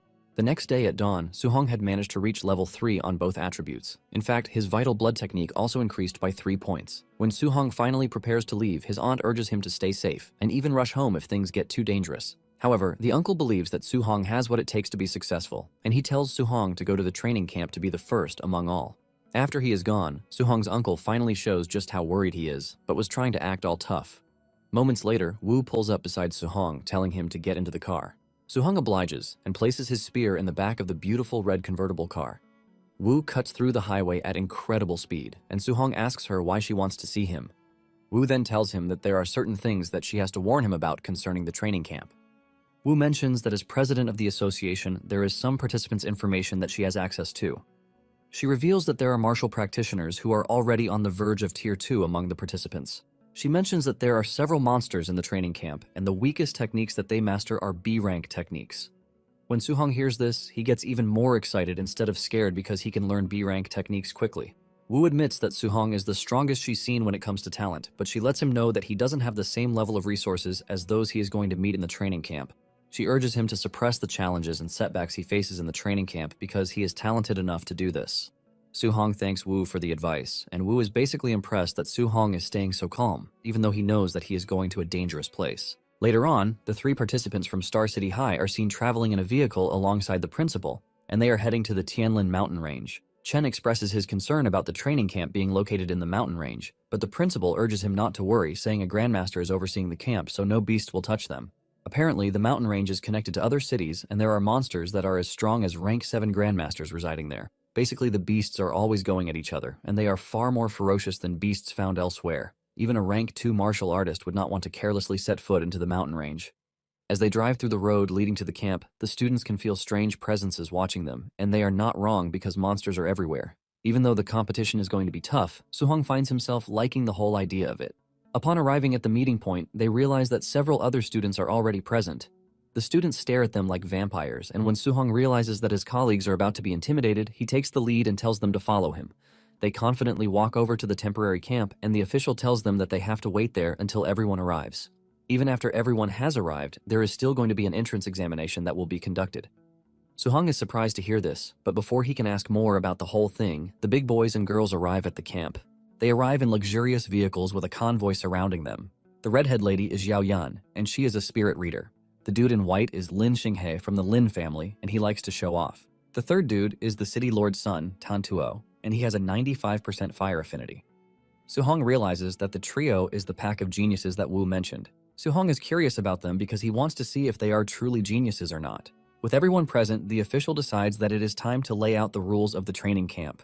He tells them that the training camp is located within the mountain range and it is 30 kilometers away from where they are. Apparently, they have to hold a token before they can get access into the camp, and he reveals that these tokens have been embedded in certain beasts. Basically, they have 8 hours to hustle to the training camp, which is 30 kilometers away. Even though 8 hours seems more than enough for the distance, they have to consider the fact that they would face dangers on the way. Suhong, on the other hand, is not essentially worried because he believes that this provides the best chance for him to hunt down monsters as much as he wants, as long as he gets to the camp in 8 hours. One of the students asks the official what would happen if they ran into a beast that they can't handle. The official tells the dude to consider himself unlucky because he would be eliminated, but he lets them know that someone would come to save them. The students start to protest when they hear this because it is possible that the strong people would even get eliminated while the weak ones would pass by luck. The official berates them, telling them that life is unfair while making an analogy of someone who trained really hard, but death took him away at the last minute. He urges them to walk with caution if they don't want to encounter high-level beasts. However, he lets them know that only cowards move that way. One of the students agrees with him, telling his comrades who are scared to go die in a trash bin. One of them takes this up in anger and immediately tells the big mouth that he is going to beat him to a pulp. The official quickly informs them that fighting is not allowed within the camp, but once they get to the mountains, they are allowed to do whatever they want. He lets them know that they are free to steal tokens or just beat someone up because they don't like their face. When Suhong hears this, he realizes just how brutal the training camp is because they are encouraged to fight each other. With this, it is pretty obvious that more than half of the participants would be eliminated before they even reach the camp. Suddenly, it dawns on Suhong that he might actually get a ton of points if he decides to fight the dudes. The official shuts everyone up by telling them that it is time to move. He blows the whistle and everyone scatters into the woods. The two who had a beef with each other from before start to chase each other, and without wasting time, a fight ensues between them. The two exchange blows, but it appears that they are evenly matched. Meanwhile, Suhong is watching them from above, and he is not entirely impressed because he was expecting the so-called geniuses to be more fierce and powerful. He decides to use his time to hunt a few beasts instead of wasting his time on the participants. He is about to leave when he hears the two trash-talking poor people. This immediately changes his mind and he decides to beat them up for points. He grabs a stick and walks up to the two to tell them to stop fighting. Suhong suggests that they play with him instead, but the dude decides to insult him instead. The two tell him that they have no interest in playing with him but to beat him up. Suhong then tells them that they are getting it wrong because what he meant was that he wants them to gang up on him and beat him up. The dude in a blue uniform angrily dashes towards Suhong, but Suhong hits him so hard in the tummy that he is sent flying into the distance. The moment the other dude sees this, he realizes that something is wrong because the dude is supposed to be evenly matched with him, but Suhong just took him out in one single move. He's still thinking about this when Suhong makes his move and dashes toward him. He hits him really hard in the head with the stick to totally knock him out. After beating them up to a pulp, Suhong lets them know that it is their punishment for looking down on commoners like him. The guys in the control room are surprised when they see Suhong pop out of nowhere to one-shot the two. They ask their boss if the two are already considered to be eliminated, but he tells them that they haven't requested rescue, which means they are still in the game. Moments later, the two wake up, raging from being humiliated by Suhong. The two start making excuses like they would have won if they hadn't underestimated Suhong. Since they now have a common enemy, the two end up being friends so that they can get their revenge on Suhong. They grab the stick that he used to beat them up so that they can use it against him too. Meanwhile, Suhong is busy cutting through monsters. He runs into a bunch of wild boars that move aggressively in packs, and the moment they sight him, they dash towards him. However, Suhong easily cuts them down in one strike. After he is done wiping them out, He notices that he used to get dozens of martial Dao points for defeating just one martial practitioner, but ever since he leveled up and got stronger, the point rewards have been getting smaller and smaller. Suhong then remembers that he needs to get some tokens. He cuts inside the boars that he just defeated, but finds no tokens. He is surprised that all of the beasts he defeated had no tokens at all, which made him realize that the tokens are hidden inside higher-level beasts. 30 minutes later, Suhong realizes that he can't find low-level beasts, unlike when he first entered the forest. Just then, he runs into a rank 1 phantom night tiger. Without hesitation, Suhong slams his spear into the beast, knocking it flat to the ground before finishing it off with a powerful piercing into the head.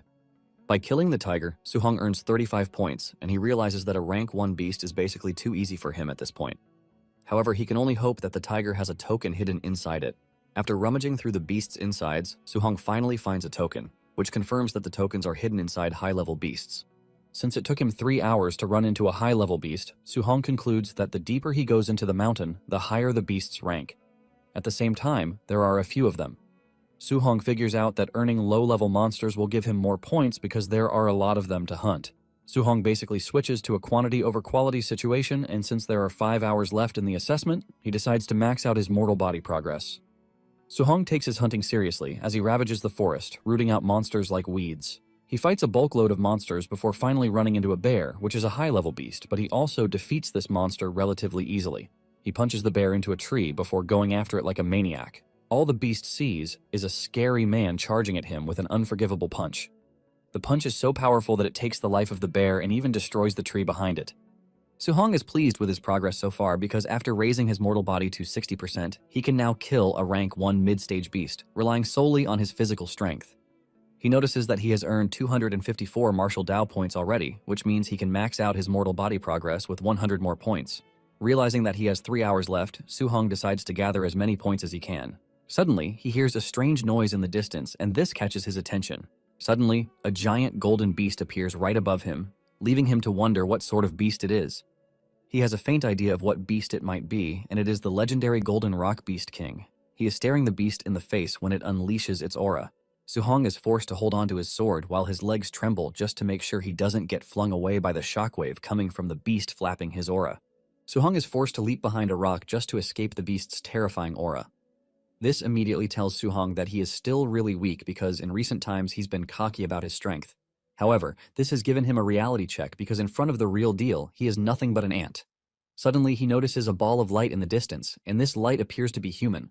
This human is a rank 7 Grandmaster, and his name is Qin Tianli. Qin tells the beast that he would like to borrow his territory in the meantime so he can leave. The beast replies, telling Qin that he never said he could use his territory in the first place. Since he is acting all tough, Qin tells the beast that he is just going to have to beat him into submission. Qin dashes toward the beast and punches him so hard that he screams out in pain, but the Grandmaster tells him to shut his mouth because he is not yet done with him. Qin delivers several painful blows to the beast's body to show him who is the boss. After he has beaten the beast to his satisfaction, Qin tells the bird to make himself scarce, because he would not like to repeat his words. He tells the Beast King to vanish that instant because he is now taking over his land. The Beast King ends up running off, while threatening a rematch, but Qin tells the beast to stop yapping. Qin then uses his overwhelming aura to communicate to the applicants, introducing himself, while also revealing that he is in charge of the assessment. He assures them that they have nothing to worry about because he is going to protect them. Seeing just how powerful Qin is, Suhong immediately raises his standard. Moments later, Qin returns to the camp, where the rest of the instructors are waiting to welcome him. They commend the Grandmaster for being so powerful that he beats up the Golden Rock Beast King, which is known for its formidable physical strength, into submission. Qin tells the group to stop flattering him and just come with him to the control room to see those who withstood the beast's aura. Upon entering the control room, they watch a playback of what happened when the beast unleashed its aura. Qin realizes that Tantuo was able to withstand the aura by maintaining his ground. Qin asks for his details, and one of the instructors reads out Tantuo's file. Qin is surprised to learn that Tantuo is the son of the city's lord, who is always birthing trash. Qin cannot believe that the dude finally got to give birth to a talented kid in the long run. Singi, on the other hand, used his impressive footwork to escape the beast's aura, and according to reports, he has 96% affinity for the wind attribute. And for Zhao, who is a telekinetic user, she is able to withstand the beast's aura with her mental powers. After watching the trio, Qin realizes that they have incredible talents, but he wants to know if there is anyone else who has withstood the beast's aura. His assistant starts calling out names of those who actually managed to withstand the aura. After a long, boring list, the assistant tells Qin that the people she just mentioned all have Tier 1 strength, which is why they didn't lose consciousness against the beast's aura. Chin is not entirely impressed since they are all from major families. He wants to know if there is anyone from a normal background who managed to withstand the beast's aura. His assistant tells him that the students from the regular schools are only at early stage Tier 1. She is about to start taking a deep dive into Star City High when Chin stops her, telling her that he's heard enough because the school doesn't really live up to its name. Suddenly, the other instructor notices Suhong on the screen, taking out monsters. He had basically just endured the beast's aura, but he still had the energy to hunt beasts. The lady instructor decides to check him out, and she suddenly freezes in fear as she mentions that Suhong is a freaking monster from Star City High. The other guy believes his colleague is overreacting, and he grabs the report from her to see what she is overreacting about. Just to look at the report, the dude suffers a brain freeze. Chin wonders why the two who are Tier 5 martial artists are shaking at the sight of a report. Chin decides to check out the report, but he also panics the moment he sees what Suhong is capable of. In fact, he doesn't want to believe that Suhong is a freaking human at this point. Suhong basically has an affinity for all of the attributes, which makes him a different kind of monster entirely. In the report recommendation, everything Suhong is capable of is included, and it is also noted that he is currently cultivating all 7 attributes. Excitement grips Chin because he wasn't expecting a talent like this to emerge from a rural area. Chin screams out in excitement, saying they have just hit the jackpot of the millennium. Just then, he mentions something that is totally weird. He points out that Suhong's vitality is only 120 points, and for his talent, it is quite weird. The lady instructor then reminds Chin that Suhong is cultivating the 7 attributes together. The man freaks out, saying this is why Suhong is stuck, because even a god would be ruined by this. He wonders if Wu didn't explain how things work for him. Just then, an assistant shows up to tell them that the students have started to arrive. Chin rushes outside to inspect them, and just as expected, the 3 super geniuses are the first to get to the camp because they were able to get to the camp 6 hours after the exam started. Soon afterward, more applicants keep coming in, and with 30 minutes left, all the applicants have supposedly arrived at the camp except Suhong. The other applicants believe that whoever hasn't shown their face with just 30 minutes left on the clock doesn't deserve to be in the training camp. Deep down, Chin is wondering why Suhong hasn't shown his face just yet. Chin starts to get worried that the precious gem he just discovered is about to get lost again. Just when the clock is about to run down, Suhong shows up in the distance. He was totally locked in on farming points that he lost track of time, and thanks to this, he is covered in blood and beast's insides from head to toe. When the other applicants see him, they start making fun of him, believing that he had it tough, which is why he appeared filthy. The 2 simpletons who wanted revenge on him also made it, but they decided to wait until the training camp to get their revenge on him. As the clock hits the 8-hour mark, the official gathers the applicants to tell them that whoever hasn't shown up at that point has failed the exam. Since they are all present, he figures out that it is time to explain the rules of the training camp to them. He reveals that there are several major facilities in the training camp, which are the gravity training room, the footwork training room, the beast combat, and the martial arts pavilion. He reveals that in the martial arts pavilion, one can exchange for martial arts, footwork techniques, pills, and weapons up to A rank. When Suhong hears this, he concludes that coming to the training camp is actually the right choice. However, using any of these services requires them to spend their contribution points, which can only be earned one way. The only way to earn these contribution points is to pass the various training courses, and passing them with flying colors will earn extra rewards. Since it is already getting late, the official tells them that they are free to go and sleep, but they can also go train if they want. He tells the injured students to follow him to the dormitories, and Suhong heads to the dormitory. Suhong enters his room, and he is pleased to find out that it is a single room, which means he has his privacy with no one watching him as he cultivates. Suhong then gets on the bed as he prepares to max out his mortal body, since he now has enough martial points to do so. Suhong inputs all of the points into the slot, and this generates a lot of heat that almost turns him into lava, but in the end, he gets a successful evolution. Suhong feels so much power running through his body, but he manages to block it from going haywire. By the time he is done, Suhong can feel the intensity of the power and how good it feels. He checks the status window and realizes that he has been given a strength title, which is Overlord Body. This is believed to be the strongest physique in terms of strength, but since his spirit tier is currently 0%, he is confident that it means that the technique can still be upgraded. Suhong admits that the special physique is quite incredible, and he decides to test out just how much strength the Overlord skill has. Suhong grabs his spear to head out to training, but to his surprise, the spear snaps from a casual snap. Suhong sighs in pain because C-rank alloys are quite expensive, and he paid a big sum to get this. Suddenly, it dawns on him that he didn't actually buy it because he picked it up. He figures out that he would need to gather enough contribution points as soon as possible to exchange for an A-rank alloy spear. Suhong wonders just how many kilos he would be able to handle if he wears a weighted vest to earn contribution points. Meanwhile, at the warehouse, Tantuo is moving around with a 3-ton weighted vest, and he claims that it is even light. The other applicants are left in awe as Tantu shows how impressive he is.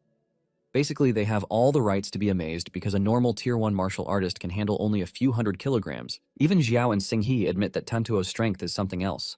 Even Qin and the others who are watching from the control room are impressed by his brute strength. The lady assistant then asks Qin when they are supposed to find Su-hong to explain the dangers of cultivating the 7 attributes to him. Qin then replies that they can't be direct because geniuses are proud, and telling him directly will only backfire. Qin believes that the way forward is to use certain methods to make him realize that his path is wrong, so he can willingly give it up himself.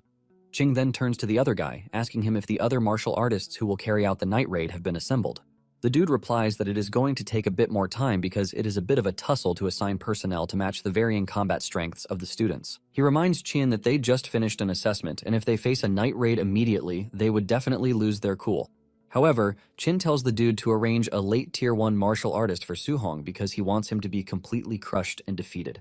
Once Su-hong has been beaten up, he plans to explain the disadvantages of simultaneously cultivating 7 techniques to him so he can obediently listen to him. The assistants are worried that this might cause Su-hong's Dao to shatter because his spirit is low, but Qin doesn't see it the way they do. He argues that he is doing to help Su-hong, and if his Dao heart shatters, it just means that he is trash. Later that night, Su-hong steps out of his room and he sees a bunch of applicants who are following Tantuo because he is entering the gravity room to train. Since everyone has gone to watch Tantuo, Su-hong has the warehouse to himself. Inside a carton is a scoring bracelet that every applicant is required to have.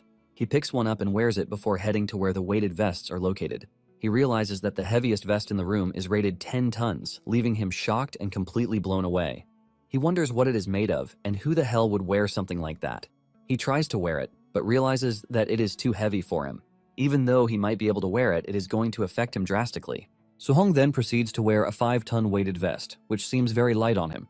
He runs around the room to test it out, and he realizes that it is the best for him. However, he is curious to know what Tantuo and the others chose, and unknown to him, he is far superior to them. He is convinced that they are stronger than him, and he decides to go and check out their training session because he hopes that he can pick up 1 or 2 experiences. Meanwhile, the other applicants are doting on Tantuo because he went into the gravity room with a 3-ton vest. He also set the gravity to 2x, which means he is currently playing around with 6 tons. Although he is struggling with it, it is still quite impressive to the applicants. When Su-hong learns about Tantuo's vest, he realizes that he basically has a misunderstanding about the toughness of the Overlord's body. Just then, Chen and Tu show up to ask Su-hong why he is not entering the gravity room. The two express their worries, saying they are just going to be embarrassed if they enter because those they are competing against are insanely strong. Since they are all scared, Su-hong decides to enter the room. The other applicants are surprised to see Su-hong stepping into the room, and they believe that he has a loose screw in the head. Some even assume that he is not wearing a weighted vest, and this is thanks to the jacket on him. Everyone keeps saying trash about him, but he just keeps mute and heads into the gravity room. Basically, gravity rooms require a lot of money to build, which is why it is only available to noble families. Since Su-hong can get his hands on one for free, he is not about to let it pass. Since he is wearing a 5-ton vest, setting the gravity to 2x will make it difficult for him because it would be 10 tons. Su-hong plans to last longer in the gravity room, and he decides to set it to 1.5. Even this still feels so heavy that Su-hong wants to lose his footing. He strains in pain while the other applicants make fun of him, saying he isn't wearing a vest but still set the gravity to 1.5 times. The applicants then remember that Su-hong was the last to arrive that day, so they assume that he is pretty weak. Instead of running around to show off, Su-hong decides to sit there and cultivate this technique under the crushing weight. 2 hours after this, he has been able to level up the other attributes except for thunder and fire. In addition, his vitality also increased from 126 to 130. Su-hong is impressed by this, and he realizes the other rooms would also have something nice for them, because the gravity room just gave him some points. Su-hong then struggles to stand up, and when he finally stands up, the applicants who are still watching make fun of him for being so trashy. Just then, Su-hong takes off his jacket because he is dying of heat, and this is when the two mocking him know that he is wearing a weighted vest.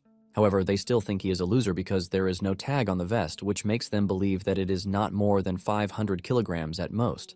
Some believe that he might actually be strong, but they are convinced that he is still not as strong as Tantuo. Not long after this, Tantuo steps out of the gravity room and the applicants flock over to him to worship him. Tantuo walks out, totally exhausted from the 2 hours he spent inside the gravity room. Tantuo then drops the weighted vest and he flexes his body muscles to the applicants watching. Xinghe then walks over to Tantuo, admitting that he is number 1 when it comes to pure strength, but urges him to come to the agility room where he can show him who the boss is. Tantuo admits that he has nothing to stand against Xinghe when it comes to agility, and this is thanks to his wind attribute. Su-hong hears them talk about A-rank movement techniques, and he decides to go check Xinghe out. Su-hong then joins the others to watch Xinghe display his A-rank movement technique, Flying Swan Cloud. In fact, they are more blown away that Singhee set the difficulty to the max. The way he is moving with the technique leaves the applicants in awe. Singhee is so fluid with the technique that petals even sprang out of nowhere. Su-hong, on the other hand, immediately registers the technique in his archive. Without wasting time, he starts to follow the movement, and when the applicants see this, they start to mock him, asking him what he thinks he is doing. They tease Su-hong, telling him that there is no way he can learn the flying swan technique just by looking at it. Su-hong ignores them and continues practicing his movement, and while he is doing this, his mastery level keeps increasing. In no time, the system informs him that he has learned the technique, so he has officially entered the beginner stage. Su-hong is glad that he finally learned an A-rank technique. However, he has to admit that the technique is too flashy, which makes it embarrassing to carry out. Since he has never seen the normal version before, he can only copy what Singhee displayed. Su-hong then returns to reality, and since he has learned the technique, he figures out that there is no need for him to enter the agility room. Su-hong thinks of heading to the fierce beast room to hunt beasts, so he can earn martial arts points to boost his vitality. Just then, Su-hong notices that the applicants are staring at him.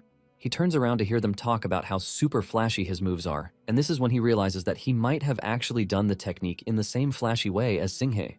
Su-hong immediately dashes off because he realizes that Singhee can't be his mentor when it comes to movement techniques.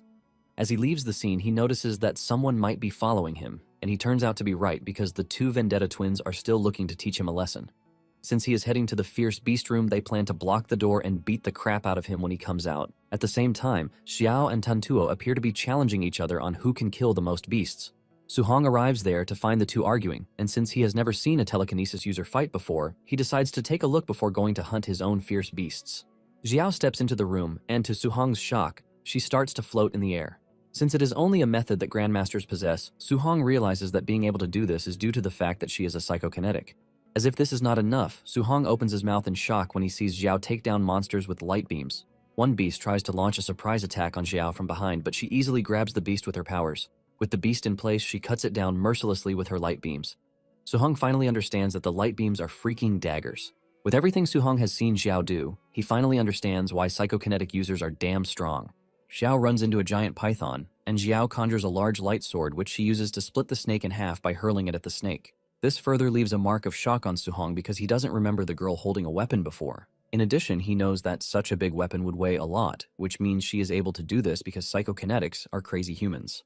Singhee informs the other applicants that what they are witnessing is a martial art that is exclusive to psychokinetics, and it is as high as A rank. The other applicants are surprised to hear this because this is the first time they have heard of such. The applicants ask him how he knows all of these, while asking him if Tantuo has an A rank skill too. Singhee confirms this, and the applicants freak out because they already consider him a maniac.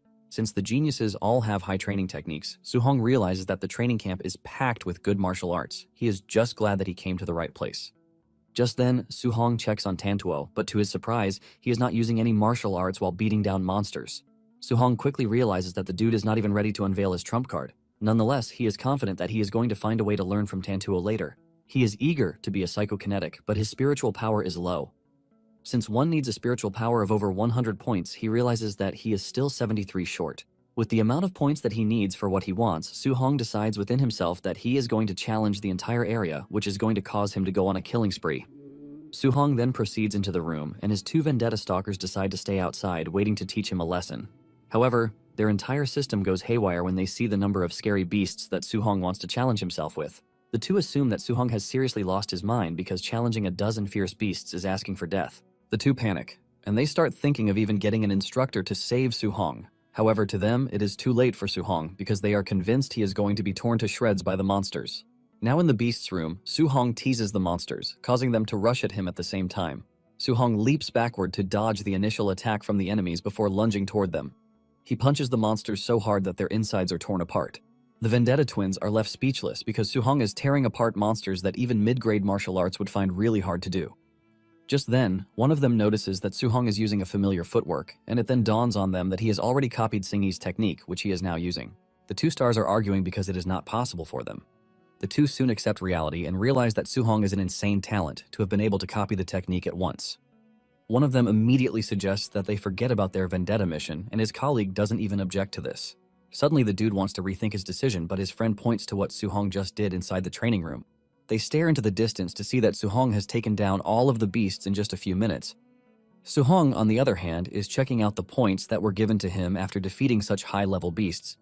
He realizes that it is not that much, which confirms his assumption that the stronger he is, the harder it is for him to accumulate points. Before he can even get a minute of rest, more monsters troop out from their hiding place, and Su-hong quickly gets back on his feet because he doesn't have the luxury of resting. One of the monsters thinks it is wise to launch a surprise attack on Su-hong from behind, but Su-hong reacts to this really quickly and punches the monster into the afterlife. Su-hong unleashes a terrifying aura that gives the beasts a rethink, but Su-hong is not about to give them second chances because he needs their Dao values. Su-hong goes after them, wiping out the beasts without mercy. On the outside, the Vendetta finally decides that it would be good for them to turn into the Forgiving Twins. The two figure out that it might be bad for them if Su-hong meets them there. The two quickly walk away, and they soon walk past the battle room where the other geniuses are using it. One of their colleagues is surprised that they are back already. He asks about their revenge mission, but the two can only answer nervously. Deep down, the two are happy that they still have their heads on their necks. Just then, Xiao and Tantuo stepped out of the beast room, and Tantuo acquired 280 points in total, while Xiao got 270 points. Their usual followers start to praise them while counting the number of monsters that they have killed. As for their weighted vest contributions, Tantuo has 100 points, while Xiao has just 50. This means a great deal to their followers, whose highest is 30 points. Just then, they start talking about how powerful the geniuses are because of the number of beasts that they have defeated. However, the Forgiving Twins are the only ones who know that there is a special monster in the training camp that surpasses the trio. 1 hour later, Su-hong has left a mountain of corpses in the room, and he is already getting exhausted. However, he hasn't even reached his target point. Nonetheless, he checks the training wristwatch and realizes that he was awarded 700 points. Without hesitation, Su-hong heads to the martial arts pavilion. Upon arriving at the pavilion, Su-hong makes his way to the receptionist. He takes a journal to the table to read the menu. He is surprised to see just how expensive the A-rank skills are. The attendant then asks him if he is ready to make his order. Deep down, the attendant is not interested in attending to Su-hong because she believes that he is going to be broke. When Su-hong finally makes the decision, he tells the lady that he wants the spirit gathering pills. He asks the attendant if it is true that they help to boost the spirit. She confirms this, but lets Su-hong know that it only takes effect once. Su-hong quickly orders the Tier 4 spirit gathering pill, and the attendant is shocked when he shows her his points.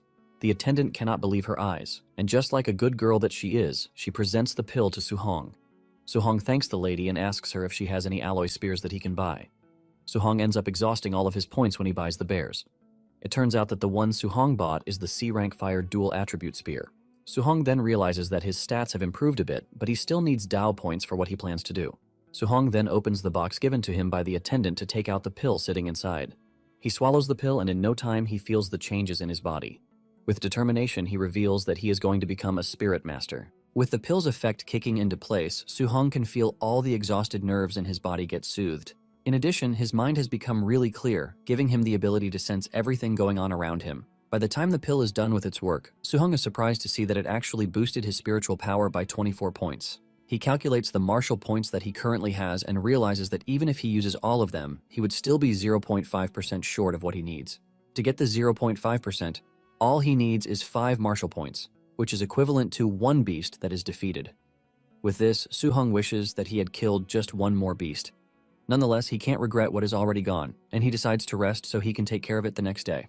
Meanwhile, at the training camp warehouse, the instructors who are going to be participating in the raid have been gathered. They are given leaflets to look at the applicants that are assigned to them.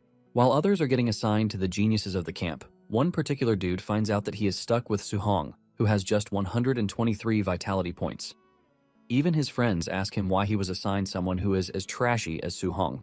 One believes that Chin made a mistake, but Chin enters the room at the right time to let them know that it was no mistake. The dude goes ahead to challenge Chin's decision, saying the dude is trash. However, Chin lets him know that Su-hong is not as simple as he seems because his combat power is on par with that of advanced stage martial artists. The group is shocked when they hear this because they don't expect someone who has just over 100 vitality points to be able to challenge a proper martial artist. Chin then tells the officer attached to Su-hong that he's going to understand what he is saying by the time he fights him. The dude still complains about the whole task, forcing him to slap him on the head. He tells him to go all out from the beginning because he doesn't want Su-hong to retain any doubt that he is strong. The dude still can't believe that he is expected to fight such a weak child. He even asks Chin if he has a beef with Su-hong, while telling him that he's not going to be held responsible if he cripples him. Chin smiles when he hears this, as he urges the dude to beat Su-hong to a pulp so he can get a reward. The dude agrees to this, and deep down, he can't wait to deal with Su-hong. Moments later, the raiders make their way to the dormitories to perform drills. Su-hong soon hears chaos in the distance, and while he is still thinking about this, the door is cut open by the man set upon him. He almost gets cut in half by the invader's sharp sword, but he vanishes before the strike happens. Su-hong quickly grabs his spear, and a fight ensues between the two, while Su-hong is wondering just how strong the instructor, Jin-feng, is. Jin-feng boasts about his strength, telling Su-hong to count himself unlucky for running into him, and this is when Su-hong realizes that the dude is from the myriad races. Su-hong smiles because this is exactly what he is looking for. Su-hong figures out that he would be able to gather the last 5 martial arts points to become a telekinetic if he defeats Jin-feng. Jin-feng is shocked when he realizes that Su-hong is actually taking up a fighting pose against him, leaving him to wonder if he has gone out of his mind totally. Their weapons clash, and this is when Jin-feng realizes that Su-hong's strength is crazy. In fact, his combat strength is on par with an advanced stage 1, and Jin-feng confirms with this that his boss wasn't lying. Suddenly he notices that there is something else because a stage 1 martial artist shouldn't have the kind of power that Su-hong currently has. On the other hand, Su-hong is doing his best since he hasn't fought an advanced class before. He swings his spear with an aura around it, causing Jin-feng to leap back in fear. He starts to regret his actions because he has realized that Su-hong is no joke. Nonetheless, Jin-feng is an experienced martial artist, and he knows what a fight between them entails. Jin-feng then unleashes his fire attribute martial arts, which envelopes his sword in purple fire. Su-hong is actually blown away by this, since it is his first time seeing one. Jin-feng then lunges towards Su-hong while taunting him, asking him how he plans to block his powerful attack called the Flaming Slash. Unknown to him, Su-hong has his own idea, and he covers himself in lightning before blocking Jin-feng's attack, knocking him backwards. The wall behind Jin-feng is shattered from Su-hong's block, leaving Jin-feng sweating like a goat. He can't believe that Su-hong just blocked his fire martial art by externalizing lightning, and this is when he admits that Su-hong is a terrifying, talented kid. However, he still teases him, telling him that it appears that he is bad when it comes to lightning attribute spearmanship because he wouldn't have been able to easily defeat him. Su-hong admits that he actually doesn't, but he decides to do something crazier by mixing 2 attributes, which are lightning and fire. Jin-feng starts shitting his pants because he never thought an attribute fusion was possible, but Su-hong is basically doing it with ease right in front of him. Jin-feng is left totally stunned because he has always believed that attribute fusion is nothing but a myth. He is still panicking when Su-hong leaps toward him with a powerful attack, and Jin-feng tries to uphold his honor by launching a counterstrike. However, Su-hong's power easily overwhelms him and knocks him through the wall, sending him crashing to the ground. Since he has just defeated Jin-feng, Su-hong is given 7 points, and Su-hong smiles because Jin-feng just gifted him the points he needs to advance to a telekinetic. Some seconds earlier, Chin and the lady martial artist are outside the dorm, waiting for a report. Chin believes that Su-hong should be getting a beating of his life already, and after this he would be able to persuade him to stop pursuing multiple guiding techniques to focus on one. This is when Jin-feng is sent through the wall and he crashes right in front of the Grandmaster. He is knocked out totally, and his face is battered from excessive beating. The lady and the Grandmaster are left in complete shock because Su-hong just defeated Jin-feng with ease. At the same time, the 3 geniuses defeated their opponents, sending them crashing through the wall just like Su-hong did. The trio steps out of the broken wall, telling the Grandmaster that he should have sent stronger opponents because these ones are freaking weak.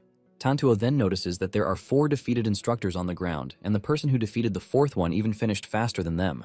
Singhi assumes that Jin-feng is weak, which is why he lost to his opponent. However, the lady martial artist knows that Jin-feng is actually the strongest among these 4. Chin is not surprised by the 3 geniuses pulling off a win, but he knows that Su-hong is an early stage rank 1 martial artist, which means facing a tier 2 opponent should be tough, but he even finished faster than the 3 geniuses. He wonders how he could have done it, and suddenly, an official comes running over to tell Chin that something has just happened. Chin assumes that a student was killed, and he tells the dude that it is quite usual. However, the official tells Chin that it is about Su-hong using attribute fusion when he was fighting Jin-feng. Chin initially counts this as nothing serious, but the moment it rings in his brain, he grabs the official, asking him if he is serious. The dude reveals that Su-hong actually used thunder and fire to defeat Jin-feng. The dude mentions that it is something he saw on the screen, but he is free to ask Jin-feng if he thinks he is lying. Jin-feng manages to come back to life to tell Chin that Su-hong really used attribute fusion. The Grandmaster freaks out again, as he reveals that the only genius in the world who was able to carry out attribute fusion actually spent 12 years on it, but Su-hong has been practicing this just for a month. The Grandmaster starts feeling hyper about the whole thing, and he boasts about how Su-hong is a celestial prodigy that descended to Earth in human form. The lady then asks Chin if attribute fusion is really powerful, as he is saying it. Chin then explains to her that the first person to do it was able to suppress 2 Tier 2 fighters while he was still in Tier 1. The lady then asks why it is not talked about enough, and Chin mentions that research shows that carrying out the technique is extremely difficult, and it also carries a risk of crippling one's cultivation. He tells them that it is basically useless because one would be stuck in Tier 1 for life. However, he is blown away by how Su-hong was able to succeed in just 1 month, which shows just how crazy his level of comprehension is. In fact, he possesses all of the attributes, which means it would be overwhelming if he could combine all of them. He believes that Su-hong has what it takes to suppress the emperors of the myriad races with a single strike. His assistants tell him to chill out because he is already over-exaggerating the whole thing, because fusing two is difficult as it is. Just then, Qin tells the two to pardon his initial excitement and says he can't allow Su-hong to cultivate all 7 because he would be stuck at a 3-attribute fusion, which would be bad. Just then, the dude mentions that Su-hong was able to overwhelm Jinfeng with his overwhelming strength, and the Grandmaster berates him for not mentioning something that important earlier on. The trio is left in shock because Su-hong has just over 100 vital blood points, but he was able to overwhelm Jinfeng, who has 500. Qin then tells them that Su-hong's physique might be something legendary, and he decides that a sparring match is going to be held the next day because he wants a full assessment of Su-hong's combat strength and vital blood. He tells the two to bring the geniuses, Tantuo and the rest, to fight Su-hong because he wants to see what would happen when a freak like Su-hong clashes with the top geniuses of the training camp. Back in his messed up dorm room, Su-hong ignores the noise outside to raise his stats. He uses all his acquired Dao points to raise his spirit stats in one go. After increasing his spirit stats, Su-hong concentrates his mental power on becoming a telekinetic. As his mind expands, Su-hong begins to experience a strange sensation, as if he has suddenly grown a third arm. As his spirit value hits over 100, this unfamiliar sensation leaves him feeling weird.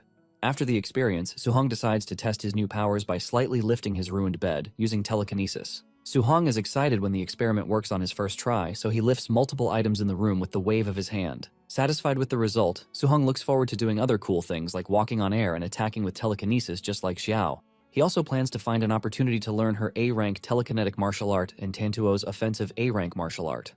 The following day, one of the camp instructors, Linz, orders the students to assemble in 1 minute or lose contribution points for every second they're late. Afraid of losing their hard-earned points, the students swiftly scurry outside despite being covered in bruises from last night's raid. On their way out, they lament bitterly about not being allowed to rest after going through so much the previous day. Even though it's just day 1 of camp, most of them are already fed up with the insane training conditions. Our overpowered guy Su-hong seems to be the only one in top shape as he casually strolls out for the assembly. Once everyone is gathered, Linz commends them for being punctual. He praises them for still being in one piece, saying he didn't expect them to be able to move around after getting thrashed. One dude boasts that he could have defeated one of the martial artists during the night raid if he hadn't been ambushed. Apparently the dude's peaches were up for grabs and the martial artist kept targeting his sausage, making it impossible for him to fight back. He had to choose between showing off and saving his future generations, so he chose the latter. However, despite his excuse, Linz insists that his reasons are trash. He reminds the guy that he would have been toast if it were an assassin from the myriad races instead of a friendly night raid. Hearing this, the guy quickly realizes that the instructor is right.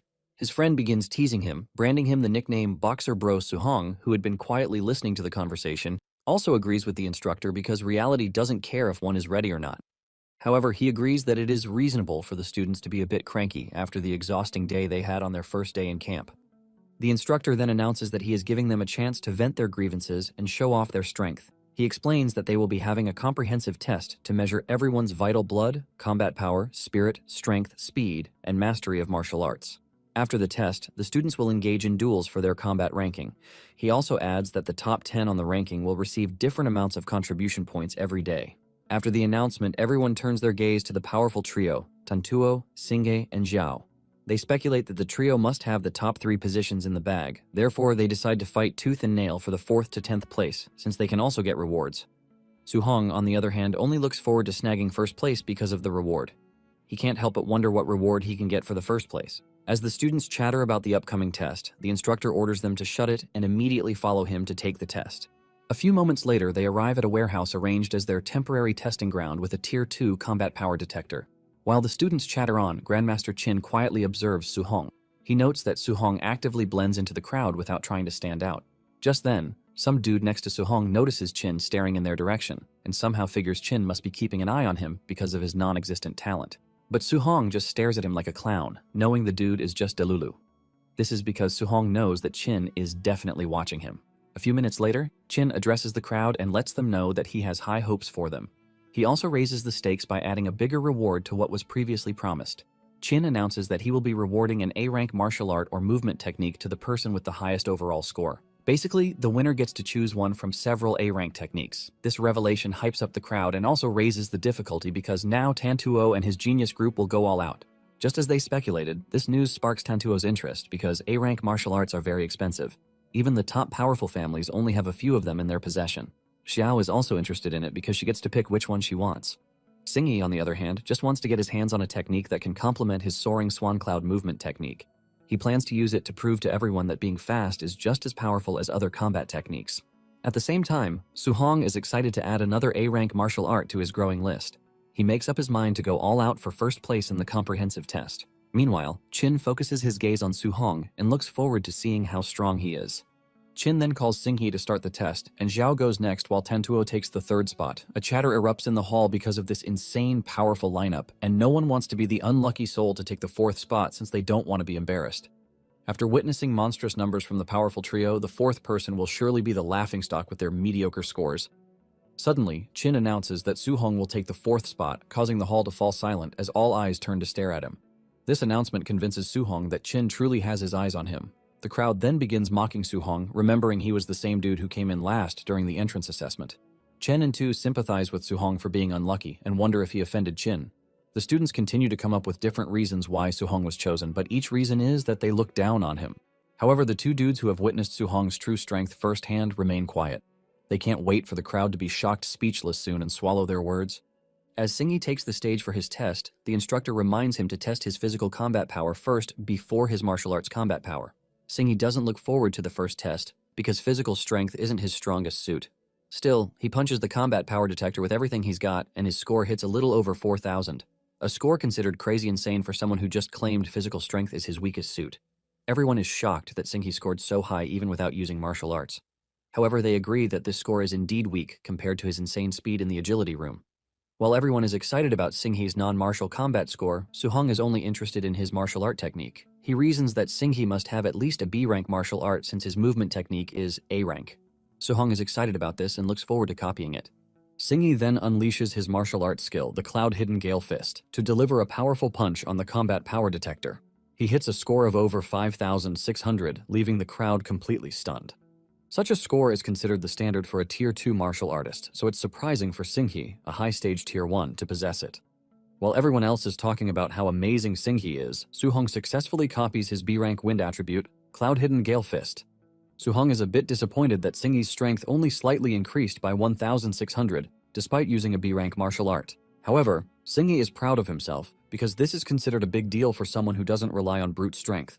But Zhao tells him to wipe the smug look off his face because it's nothing impressive. She then proceeds to score a little over 3,000 on her physical combat power test. No one is disappointed because it's normal for a telekinetic's body to be physically weaker, but their strength is in their telekinetic martial arts. Next, Zhao takes in a deep breath as she condenses spiritual energy into forming a giant mallet. Meanwhile, Suhong is over the moon as he immediately copies her spirit weapon condensation martial art. With such an amazing A-rank technique in hand, he doesn't regret coming to the genius training camp. Suhong even looks forward to all the martial arts skills he can copy and paste during the comprehensive test today. With her spirit-condensed weapon, Zhao strikes the combat power tester, gaining a score of nearly 6,000, which is higher than Xingyi's. The crowd is amazed that her score was almost doubled, convincing them that heaven is definitely playing favorites. While others express how jealous they are of Xiao's telekinesis power, Suhong quietly absorbs the skill and tries to master it. Basically, harnessing spirit power through telekinesis can help the user walk on air, control objects, and have many other practical uses in combat. Suhong manages to condense some spiritual energy, but it dissipates before he can form any tangible weapon. It even leaves him completely wiped out. Though this telekinetic martial art can form anything, including fierce beasts, it consumes way too much spirit. Suhong knows that with his current spirit level, it will be difficult for him to get to Xiao's level right away. He then immediately returns to reality and decides to learn it gradually later.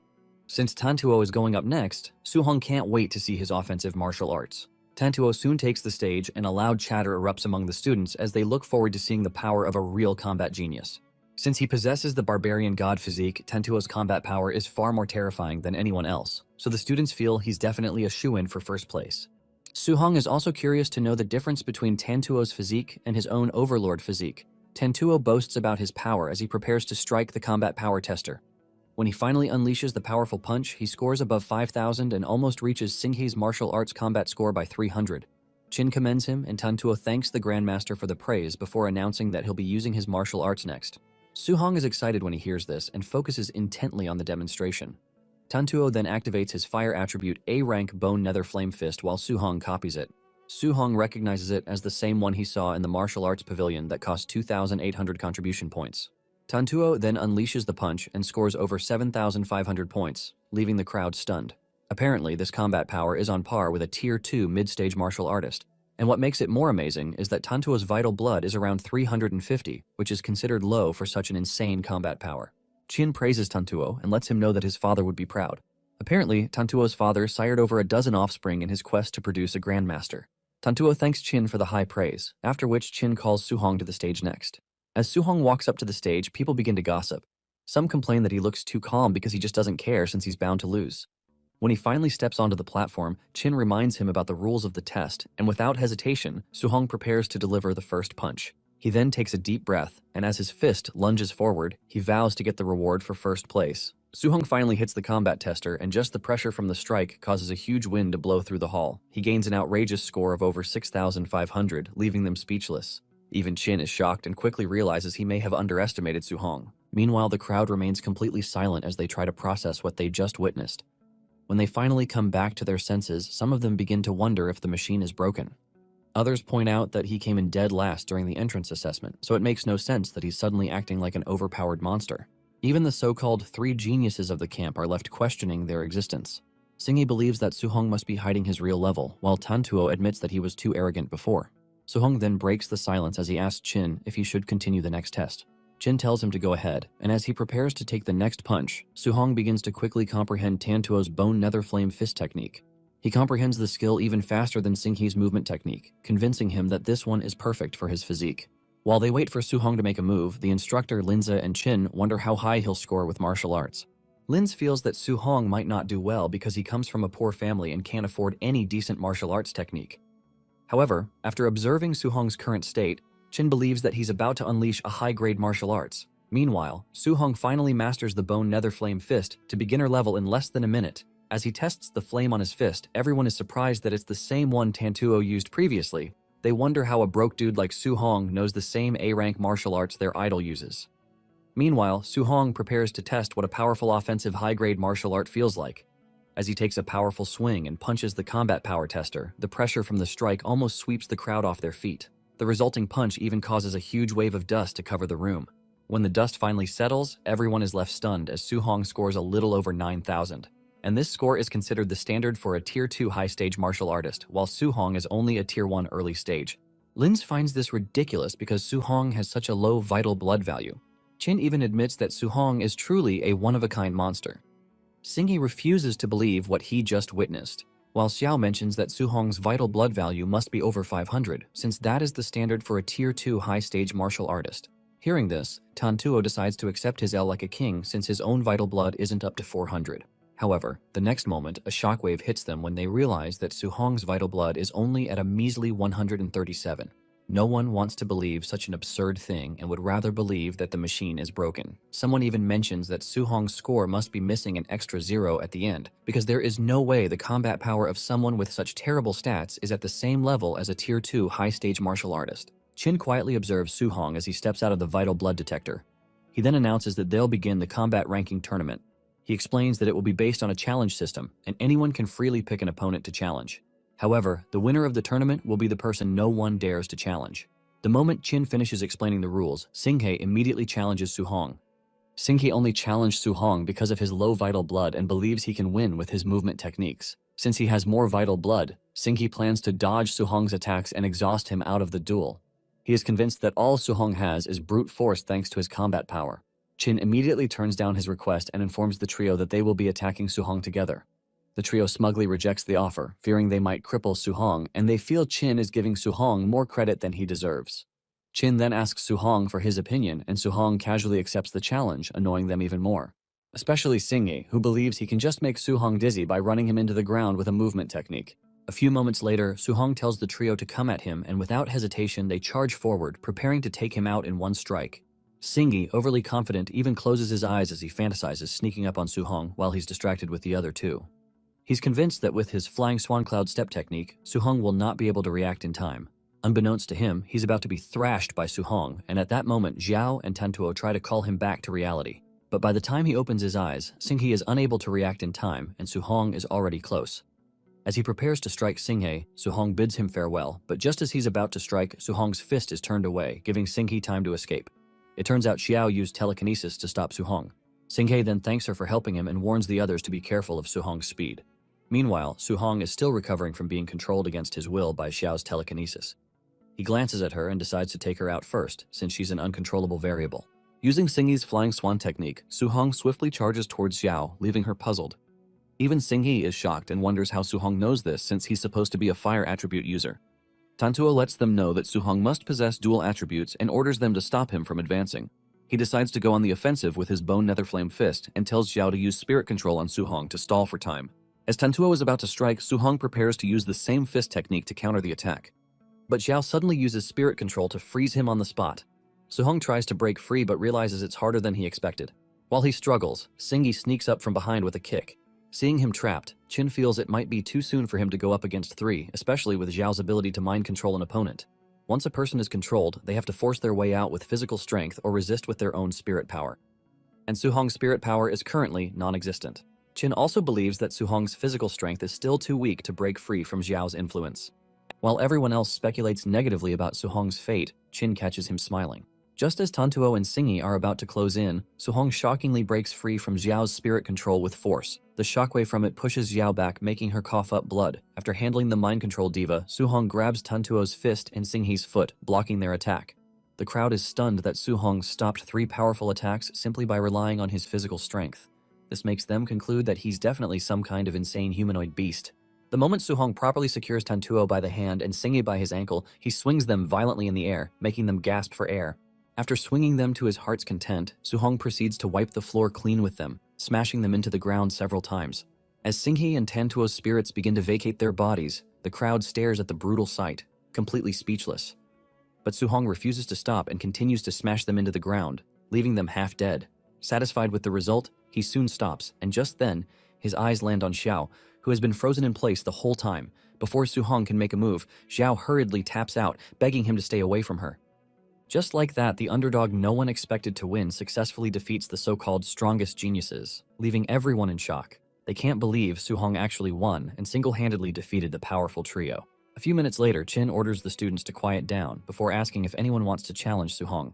The room immediately falls silent, and after a brief pause, Qin announces that Su-hong is number 1 in the combat assessment. Since no one wants to get turned into a punching bag for a lunatic like Su-hong, everyone agrees with Qin's decision. Qin then gives Su-hong the first place position and tells the others to keep fighting for the remaining 9 slots while he takes Su-hong to receive his reward. Su-hong is over the moon and looks forward to getting the A-rank martial art. On the way to the martial arts pavilion, Qin tells Su-hong that he has been watching him ever since he arrived at the camp. He then asks why Su-hong chooses to hide his strength instead of showing it off like everyone else. Su-hong explains that he doesn't want to attract unwanted attention.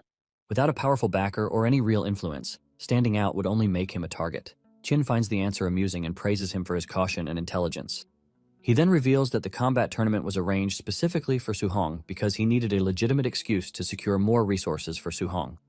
Since those resources are reserved for true geniuses, Qin tells him that there is no need to keep hiding his talent anymore. He vows to become Su-hong's backer and promises to deal with anyone who dares to make trouble for him. Moved by the offer, Su-hong sincerely thanks Qin for his support. A few moments later, they arrive at the martial arts pavilion, and Qin asks the clerk to bring out the martial arts catalog. He tells Su-hong to look through it carefully before making a choice and to ask if he has any questions. As Su-hong flips through the list, he asks Qin for a recommendation. Qin responds by asking how many martial arts techniques he currently knows. Su-hong explains that he knows a few low-grade techniques and about 4 high-grade ones like the Bone Nether Flame Fist, Flying Swan Cloud Step, Cloud Hidden Gale Fist, and Void Breaking Finger. Qin is surprised by the answer since the camp's martial arts pavilion doesn't even contain the first 2 techniques. He then asks if Su-hong learned them simply by watching Sing-hye use them once. Su-hong confirms it, and Qin can only stare at him in disbelief, wondering what kind of monster he has just discovered. The pavilion receptionist is puzzled as she watches Qin help Su-hong browse through the list. She wonders what his identity is for the Grandmaster to personally bring him here to choose a martial arts technique. After searching through the list, Qin tells Su-hong to choose a control-type martial art since he already has an attack and a movement technique. He suggests picking the A-rank Flame Cage, which condenses spirit energy to trap the enemy in a cage of flame. Basically, control-type martial arts require releasing spiritual energy from the body, while the attack type requires attaching the spiritual energy to a weapon or the body. However, Qin warns Su-hong that it's difficult for most Tier 2 martial artists to release tangible spiritual energy from their bodies. And since Su-hong is just at the early stage of Tier 1, it isn't recommended for him. However, with Su-hong's talent, Chin believes he should be able to learn it. Chin knows this type of martial arts and decides to demonstrate it for Su-hong to let him make up his mind if he wants to learn it. Su-hong thanks Chin with a sly look on his face, knowing he can simply copy it and then ask for a different A-rank martial art. Chin then begins the demonstration by condensing spiritual energy in his hand to form a flame. After that, he releases the flame nearby, forming a cage of flames. He then tells Su-hong not to look down on this type of technique just because it lacks the destructive ability of attack types. He adds that they're quite useful during combat and proceeds to show Su-hong what he means. First, he traps the enemy with the flame cage and attacks them, which makes it impossible for them to dodge, allowing for a one-shot kill.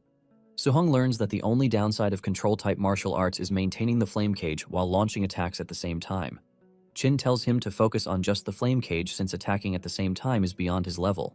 Apparently, Chin only managed to master both after he became a Tier 3 martial artist, so it's impossible for Su-hong with his level. Since it's that difficult, Su-hong quickly turns it down and decides to choose something different for now. Chin is impressed that Su-hong didn't arrogantly try to learn the control-type martial arts like other geniuses would have done. This convinces him that Su-hong will go far because of his humility and ability to listen to advice. Unbeknownst to Chin, Su-hong has already copied the flame cage technique, and his humility is part of his Oscar award-winning acting skills. Su-hong then returns the technique to Chin and humbly asks him to recommend another one. Chin agrees to help, and after flipping through the list, he suggests choosing a defensive martial art. He settles for an A-rank Earth attribute thick Earth armor, which he believes is perfect for Su-hong. This technique condenses Earth's spiritual energy to form battle armor on the surface of the body, providing an extremely high defense system. Su-hong is pleased with this recommendation because when paired with his physical body, the effect will surely make him invincible to attack. As he happily accepts Chin's recommendation, Chin asks about his special physique. Su-hong replies that it's the Overlord physique, expecting some kind of over-the-top reaction from Chin. Among the 3,000 known physiques, this one is the strongest in terms of raw strength, so Su-hong expects the Grandmaster to hand him a bunch of A-rank martial arts techniques once he hears about his awesome physique. However, Chin's reaction is mid, since he has never even heard the name Overlord physique before. Embarrassed, Su-hong confesses that he came up with the name since such a physique has never been recorded. Chin believes him because earlier, Su-hong easily blocked Tantuo's full-strength punch without batting an eye. With such terrifying strength, Chin figures that this physique should be more powerful than Tantuo's barbarian god physique. He then explains that he has never seen the strength of a Tier 1 martial artist reach such a level. Suddenly, an unusual ringtone breaks their conversation, and Su-hong is surprised that it belongs to the Grandmaster. The caller turns out to be the female camp instructor, Baimu, as Chin impatiently tells her that he's busy. Baimu quickly lets Chin know that they discovered something bizarre while tracking students' contribution points. She reveals that Su-hong seems to be wearing a weighted vest during his duel with the three geniuses. Shocked, Chin asks Su-hong to confirm the claim, and Su-hong casually replies that it is true. He explains that he couldn't take it off because he needed to farm contribution points. Realizing that Su-hong didn't use his full power during the test because of the weighted vest, Chin begins to practice breathing exercises to stop his brain from exploding. After regaining his composure, he tells Su-hong to stop struggling for those measly points and promises to give him plenty of rewards as long as he successfully challenges the training camp. Afterwards, he tells Su-hong to remove the weight vest, and Su-hong complies. Just then, the clerk offers to help him return the vest to the warehouse, but Su-hong says it's too heavy. However, the clerk insists, claiming that she's a dignified Tier 2 martial artist. However, the moment Su-hong lets the vest go, the clerk's eyes widen, and at that moment, she knows she's messed up majorly. The weight vest slips right through her hands, leaving her completely stunned as it shatters the ground beneath it. She then asks how many kilograms it weighs, and Su-hong casually reveals that it weighs 5 tons. Chin can't believe that an early-stage Tier 1 beat 3 late-stage geniuses while wearing an insane 5-ton weighted vest. Realizing that Su-hong might be stronger than he anticipated, Chin decides to use him to farm aura points from all the Grandmasters who look down on his training camp. Like some chummy buddy, he grabs Su-hong by the shoulder, telling him that he has another A-rank technique for him. Su-hong asks about the martial technique, and Chin explains that it's a Thunder Spear martial art belonging to Zheng Lin, the Grandmaster of Yang City. Since Su-hong also uses a spear, Chin believes this martial art is perfect for him. He also boasts that this technique is considered the strongest among other A-rank martial arts. Chin plans to take Su-hong to Yang City to challenge Grandmaster Lin's prize student and scam him out of the technique. Su-hong feels this might be a bad idea, but Chin just wants revenge because Lin has been mocking the Star City training camp for producing trash talent every year. He then tells Su-hong to head back to his dorm and prepare to depart for Yang City first thing in the morning. That night, Su-hong returns to his dorm, surprised to find it sparkly clean. He then decides to cultivate the 3 new martial arts he acquired during the day, which include the Flame Cage, Spirit Condensation Art, and the Earth Battle Armor. Su-hong hopes to at least reach the beginner stage in all 3 of them before leaving the camp the next morning. Meanwhile, Chin is busy calling Lin to challenge him to a duel in exchange for the Thunder Spear art. Lin smugly tells Chin to stop deceiving himself because he has a wood spirit prodigy at an early stage, Tier 2. He also proudly declares that his star student has learned the A-rank wood control type martial arts, wood prison, to the point of releasing spiritual energy from his body. Just as Lin predicted, his prodigy, Lin Chufeng, successfully conjures a wood prison from condensed spiritual energy. However, he's unable to hold it for long, and it dissipates after a few seconds. Chufeng is disappointed that he failed again, but Lin reminds him that control-type martial arts are not something to be learned in a day. Since Chufeng only started learning 2 days ago, Lin advises him to take it slow. Moved by his master's words, Chufeng excitedly promises to successfully master the martial art technique to the beginner stage in a month. Lin calls Chin, who is still on the call, to boast about Chufeng's claim. Apparently, this is a huge deal because it took Grandmaster Lin 3 months to learn the same martial art style. He then mocks Chin, telling him that Chufeng is not someone that trash talents from Star City Camp can challenge. Chin is pissed to hear this, but before he can protest, Lin hangs up on him. Lin then tells Chufeng to go easy on Chin's students later. He advises him not to win too easily to save them some face, and Chufeng agrees to put on an award-winning performance. The following day, Chin and Suhong arrive at the Yang City training camp, flying through the air. Even though he's only using Chin's power to fly, the experience feels exhilarating for Suhong, who is flying for the first time. Before they can even drop their feet on the ground, Lin can't wait to see the so-called genius Chin was boasting about. Chin then introduces Suhong to them and reveals that he uses a spear, just like Lin. Suhong greets Lin, but Lin is too focused on the fact that he's just an early-stage Tier 1 trash. Recalling how he asked Chufeng to put on an act, Lin wonders how they're supposed to do that now that their opponent has such a low level. He reasons that it's just overkill to make a Tier 2 fight an early-stage Tier 1. However, Chin remains calm and tells Lin to begin the duel immediately. A few moments later, they arrive at the martial arena where a crowd has gathered to watch the duel, and everyone looks forward to seeing how strong Suhong is. Lin then introduces Chin to them and Suhong as the genius of the Star City training camp. However, when he reveals Suhong's martial arts level, everyone erupts in shock. They can't believe Suhong, an early-stage Tier 1, is challenging a Tier 2 martial artist. They wonder if they should praise him for being courageous or for being plain stupid by courting death. Even Chufeng is stunned speechless and wonders how he is supposed to put on his award-winning performance with such a gap in their level. As a consequence of losing the challenge, Lin smugly tells Chin that he has to teach Chufeng an A-rank martial art. He also promises to teach Suhong an extra A-rank technique apart from the Thunder Spear that was promised if he defeats Chufeng. Suhong thanks Lin for his generosity, while Chin is over the moon that they managed to scam another reward. Lin finds Chin's enthusiasm a bit weird, but he remains calm, believing that there's no way Suhong can beat a Tier 2 martial artist with a wood spirit body. As Chufeng and Suhong prepare to face off, Lin reminds Chufeng to hold back a little. Chufeng assures him that he will, and unsheaths his sword while feeling like he has everything figured out.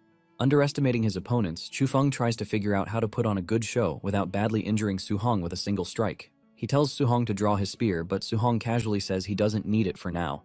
Suhong only knows a C-rank spear technique, which is inferior to his other martial arts. Using such a technique in this battle will greatly put him at a disadvantage, so he doesn't plan to use a weapon.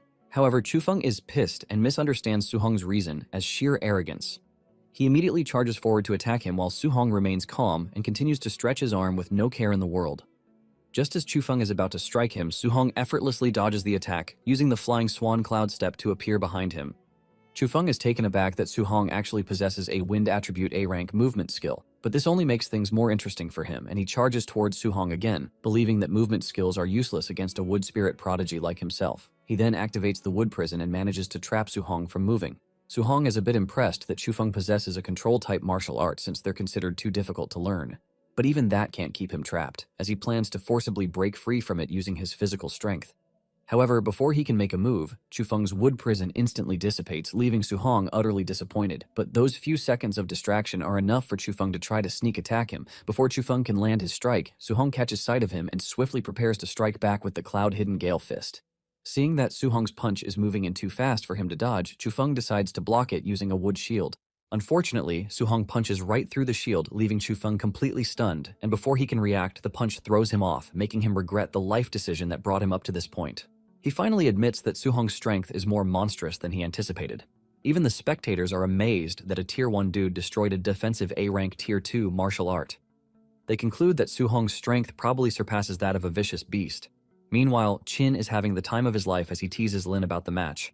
However, Lin believes that Suhong's brute strength isn't enough to topple his star student. Without giving Chufeng any space to breathe, Suhong swiftly tries to crush him under his feet, but realizes it's not the real Chufeng. It turns out to be an afterimage, and while Suhong is distracted, Chufeng tries to sneak up behind him with an A-rank movement skill. Fortunately, Su-hong reacts in time and swiftly dodges the attack. At that moment, Xu-feng is almost out of juice and tells Su-hong to stop running. He commends him for lasting this long and admits that Su-hong's strength is commendable for an early-stage Tier 1. Xu-feng even claims that he has been holding back out of consideration for Su-hong's low level. Despite all his long talks, Su-hong ignores him and raises his finger towards him. Xu-feng is puzzled as he wonders what Su-hong is doing, but before he can figure it out, Su-hong traps him in a flame cage, leaving Xu-feng speechless.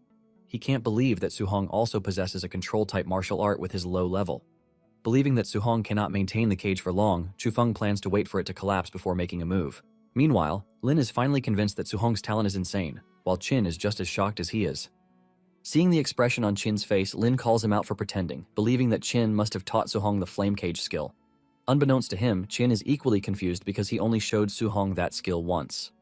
Lin continues grilling Qin, especially since he thought Su-hong possessed a wind attribute. Qin smugly reveals that Su-hong actually possesses multiple attributes. Lin closely observes the flame cage and wonders why it hasn't collapsed. When Qin looks closely, he notices a blue flame gathering around Su-hong's hand. Xu-feng's eyes widen when he notices it, and he almost drops dead when he realizes that Su-hong can also attack while maintaining the flame cage. This is something that even a Tier 3 martial artist struggles to do, but it's only a piece of cake for a monster like Su-hong. Without wasting any time, Su-hong uses the bone nether flame fist to attack Xu-feng inside the prison. Xu-feng tries to block it with the wood shield, but Su-hong's punch breaks through the shield, hitting Xu-feng in his abdomen. This strike almost causes him to throw up his whole digestive system and even shatters his sword into pieces. Without giving Xu-feng any chance to recover from the first punch, Su-hong delivers another strike, ripping the dude's shirt. When Xu-feng's back hits the cage, the flame barbecues his skin medium rare, but he immediately activates a recovery skill, completely healing himself. Xu-feng then boasts about his healing power, telling Su-hong not to underestimate his wood spirit body. Su-hong is impressed by Xu-feng's physique and its ability to recover, but since one punch didn't do any damage, he decides to continuously punch him until his recovery skill can't keep up. Su-hong then unleashes a flurry of attacks on him, but Xu-feng continues to heal himself, believing that his endurance will surely outlast Su-hong's. After a while, Su-hong stops hitting while Xu-feng activates the recovery skill. He proudly challenges Su-hong to see whose special skill runs out faster. Su-hong knows that his flame cage is about to dissipate because he's running out of spiritual energy, and once Xu-feng breaks free from the cage, the tables might turn against him. After briefly weighing his options, Su-hong deactivates the flame cage by himself, making Xu-feng feel smug for a minute. Xu-feng boasts that it's his turn to counterattack and claims that Su-hong is sure to lose, but the next moment he swallows his words as Su-hong shows off his Fire Thunder attribute fusion. He wasn't planning on using it because it consumes way too much energy, but Xu-feng just had to mouth off ignorantly. It is at this very moment that Xu-feng knew he had picked on the wrong opponent. He refuses to believe that this is the power of a low-level Tier 1 martial artist and finally admits that Su-hong is a monster. Despite the obvious gap in their power, Xu-feng refuses to give up, and to keep Su-hong away, he places his hand on the ground to activate wood release. With this skill, he builds a strong wooden wall separating him from Su-hong. Unfortunately, that doesn't stop a monster like Su-hong from easily tearing through the wall with Thunderfire Fusion Fist. With a single punch, he rams through the wooden wall and punches Xu-feng directly in the face, knocking him out. An eerie silence falls on the arena as everyone tries to process what they just witnessed. After a brief pause, loud chatter erupts as the spectators discuss Su-hong's strength. Someone even compares his punch to that of an S-rank martial artist. Lin, on the other hand, is still trembling as he questions what type of beast Qin brought to his turf. He can't believe that Su-hong can actually use the legendary attribute fusion and finds it even more ridiculous that he mastered it at such a young age. However, Qin has seen way too amazing things from Su-hong to be moved. Taking advantage of this, he decides to rub it in Lin's face by casually revealing that it only took Su-hong 1 month to fuse 2 attributes. Lin's brain starts buffering as he takes a little time to digest what he just heard. But old Qin doesn't stop there, and further explains that Su-hong has 100% affinity in all 7 attributes, and he practices all 7 of them simultaneously. At this point, Lin's soul is ready to check out of his body while Qin casually sips tea, clearly enjoying himself. Meanwhile, Lin's mind almost explodes as he tries to comprehend the fact that an early-stage Tier 1 dude fused 2 attributes in 1 month and has 100% affinity for all 7 attributes while practicing them all at the same time. Qin brings him back to reality, reminding him that he owes Su-hong the A-rank Thunder Spear art and his ultimate technique, the Palm Thunder. A few moments after the match, Lin takes Su-hong to the martial arts training room to fulfill his promise. As they stare down at each other, tension strong enough to power the city settles in the room. Su-hong's calmness leaves Lin feeling uneasy because he has never seen a freak of nature like Su-hong before. After a brief silence, Lin tells Su-hong that he's going to teach him the A-rank Thunder Spear art, known as the 9 heaven-breaking spears. Apparently, the 9 heaven-breaking spear has 3 stances with 3 moves each per stance. Each stance is more powerful than the last, and the difficulty of learning them increases accordingly. Lin says he wouldn't even teach this skill to anyone below Tier 4, but he's making an exception because of Su-hong's talent. However, despite Su-hong's talent, Lin expects him to pick up only the first stance. After the briefing, Lin proceeds to demonstrate and tells Su-hong to watch him closely. For the first stance, called Overturning the River, he unleashes an enormous river of lightning, and with the second stance, Inverting the Sea, Lin flips the lightning sea upside down. The effect of the shockwave almost pulls Su-hong off his feet as if being washed away by a giant wave, but Su-hong manages to hold his ground. Lin then proceeds to show him the third and most powerful stance, Heaven Breaking. This strike hits the sea, turning it into a roaring tornado shrouded in lightning. As he carefully observes it, Su-hong notes that Lin actually held back during the last stance to stop it from destroying the practice training room. Despite that, he is amazed that the shockwave from the last stance caused such a terrifying tornado. Su-hong knows his so-called monstrous strength is nothing compared to Lin's power, but he vows to reach that level in the near future. A few seconds after his demonstration, Lin hands Su-hong a small book containing his detailed notes on the 9 heaven-breaking spears. He tells him to practice it alone and ask questions if stuck at any stage. Su-hong thanks him for helping, but Lin brushes it off, saying he's just doing it to fulfill a bet. He then promises to teach Su-hong the second A-rank martial art after he masters the first stance of the 9 heaven-breaking spears. This is because Lin believes that Su-hong can only comprehend the first stance, even with his talent. Lin then reveals to Su-hong that the Palm Thunder martial art is extremely stronger than the Thunder Spear. Su-hong is amazed to hear this, leaving him determined to quickly master the Thunder Spear and proceed to learn the next one. Afterwards, Lin leaves Su-hong to train alone, saying he'll be back to check on his progress later. 1 hour later, Lin returns to the practice training room expecting Su-hong to be having a tough time. Apparently, it is supposed to take about 1 or 2 months to fully master the heaven-breaking spears. But upon entering the hall, Lin is shocked to see that Su-hong has achieved mastery at the beginner level. The worst is when Su-hong casually claims that he has only comprehended the basics and asks Lin to teach him the Palm Thunder art next. Lin's brain struggles to understand what the hell he just witnessed as he doubts whether Su-hong is actually human. Only a few hours later, Lin is dumbfounded as he quietly sits outside the training room, questioning the reason for his measly existence. Chin soon arrives, asking why he's spacing out instead of teaching Su-hong the next martial technique. Lin lets Chin know that he has already taught Su-hong the Palm Thunder art and tells him to check on it himself. However, Chin doesn't believe him, and as he pushes the door open, he warns Lin not to pull any tricks because a step-by-step hands-on method is needed to teach the Palm Thunder art, and Lin is sitting outside instead of instructing Su-hong properly. Upon entering the practice room, Chin realizes that Su-hong has mastered the technique. While Chin stares at him, utterly speechless, Su-hong proudly announces that he has mastered the ultimate lightning skill. Unable to handle how fast Su-hong comprehended the skill, Chin joins Lin outside as the two men question everything they know. Lin is even more devastated because it took him 3 months to master this same skill, and his teachers even praised him for being a genius. Lin then tells Chin that Su-hong's future is limitless because he's destined to reach Tier 9 one day. Chin comforts Lin and offers to treat him to a meal to get over not being the genius he thought he was. Before leaving, Chin tells Su-hong that they'll be heading back to Star City Camp the following day. He also tells him to find the camp's teaching assistant and get them to arrange a temporary room for the night. Later that night at Yang City's dorm, Su-hong settles down to check on his stats. He had gathered about 230 martial Dao points after defeating Chufeng, Tantuo, and his other friends. Su-hong's vital blood has also increased to 138, and 3 of his attribute guiding techniques have increased to level 5. All his A-rank martial arts are at mastery, except for spirit weapon condensation, which was still at beginner level.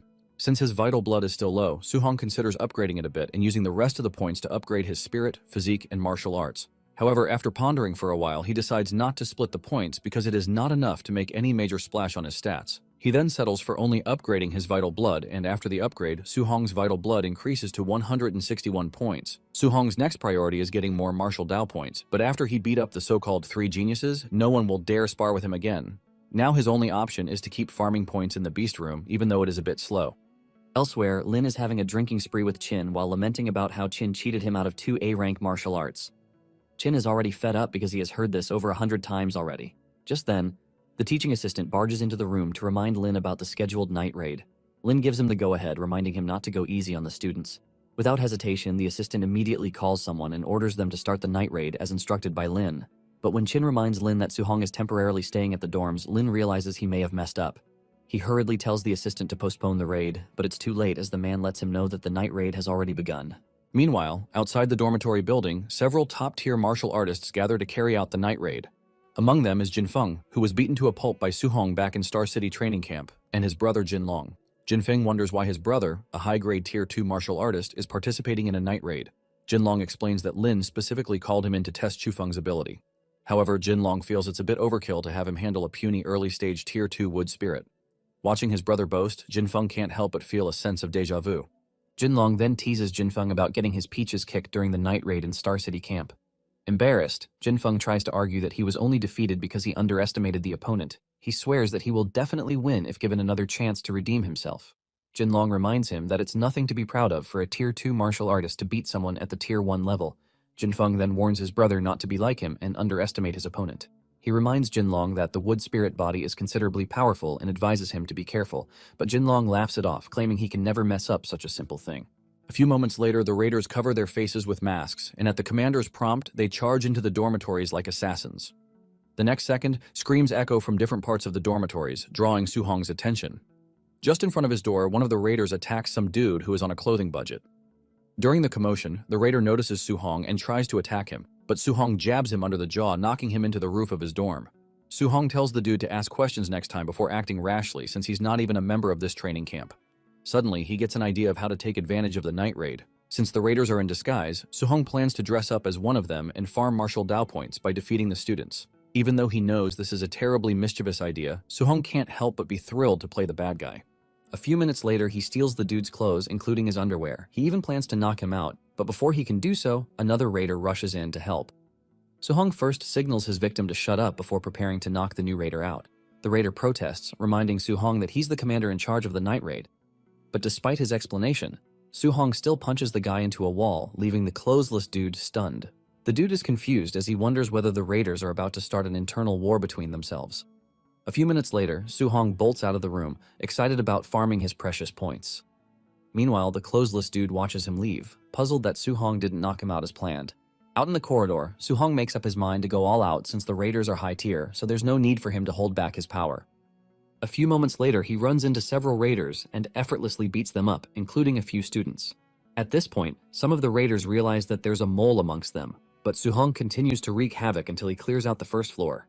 Afterwards, he proceeds to the second floor, causing insane chaos along the way. He then heads up to the third floor, grinning like he just hit the martial Dao jackpot as his points continue to increase rapidly.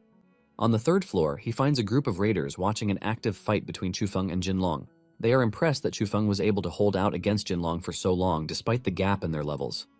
They also note that Jinlong might run out of juice soon with Chufeng's terrifying ability to heal himself. Fed up with the holdup on his precious Dao points, Suhong tells the raiders to stop blocking the way. Thinking he's one of them, they casually tell him to join them in watching the battle between Chufeng and Jinlong. With a mischievous smile on his face, Suhong tells the group that there's no need to continue. As he prepares to strike them, the dumb raiders stare at him, wondering what he's about to do. However, before they can figure it out, Suhong attacks them at the same time, telling them that he has dealt with the wood spirit body before. The commotion behind soon catches Jinlong and Chufeng's attention. Not knowing that Suhong is behind the mask, Jinlong questions why he's attacking his own comrades. But Suhong ignores him and invites the two of them to come at him at the same time. Jinlong tells Chufeng to stand down for the moment, promising that he will finish him off after dealing with Suhong. Turning his attention to the masked fighter, Jinlong charges forward and declares that, as a raider, Suhong should focus on his assigned targets. Since he has chosen to interfere, Jinlong intends to teach him a lesson. As Jinlong closes the distance, Suhong calmly raises his fist to meet the attack. The moment their blows collide, a powerful shockwave erupts from the impact. Suhong's punch completely blocks Jinlong's strike, leaving him stunned. The force surging through the clash nearly shatters Jinlong's arm, causing him to stumble backwards in disbelief. Seeing Suhong immediately rush toward him, Jinlong abandons any thoughts of fighting alone and shouts for Chufeng to join forces with him to fight this crazy madman. According to Jinlong, Suhong is fighting like a madman. Without hesitation, Chufeng agrees, completely unaware that the person beneath the mask is actually his nemesis. Chufeng quickly unleashes Wood Prison in an attempt to restrain Suhong, but Suhong reacts instantly, evading the vines before they can trap him. However, while he's distracted, Jinlong sneaks up behind to knock him down. But before he can strike, Suhong activates the Earth Attribute Battle Armor, protecting himself from the punch. Jinlong is taken aback by this and is impressed that Suhong blocked his Tier 2 high-stage attack. This makes him wonder where this unknown terror came from. Suddenly, he loses sight of Suhong and his giant Earth Battle Armor. Jinlong quickly scans the room looking for him, but Suhong suddenly appears out of nowhere, slamming him into a wall. He almost spews his guts while Suhong turns to face Chufeng next. Without warning, he appears above Chufeng and punches him into the ground, knocking the poor dude out in one strike. After taking out the two of them, Su-hong gains a whopping 140 martial Dao points for defeating Jinlong and 70 points for Chufeng. He then checks his stats, and thanks to this little adventure, Su-hong earned over 2,400 martial Dao points in one night. However, all his other stats remain the same as they were before the night raid. The following day, the whole of Young City's training camp students nurse their wounds, including the raiders. Meanwhile, Lin blames Qin for bringing his monstrous student and throwing the camp into chaos. Qin smugly lies through his teeth, explaining that Su-hong didn't do anything, but Lin refuses to believe him. Fed up, he practically kicks them out of his camp, and Qin hurriedly picks Su-hong up like a piece of meat as they float into the air. On their way out, Qin asks Su-hong whether he possesses any metal, wood, or water martial arts. Su-hong replies that he doesn't, and old Qin decides to pull similar scams on his other friends to get Su-hong what he needs. Over the next couple of days, Qin takes Su-hong to 3 different training camps where they successfully scam them out of A-rank martial arts.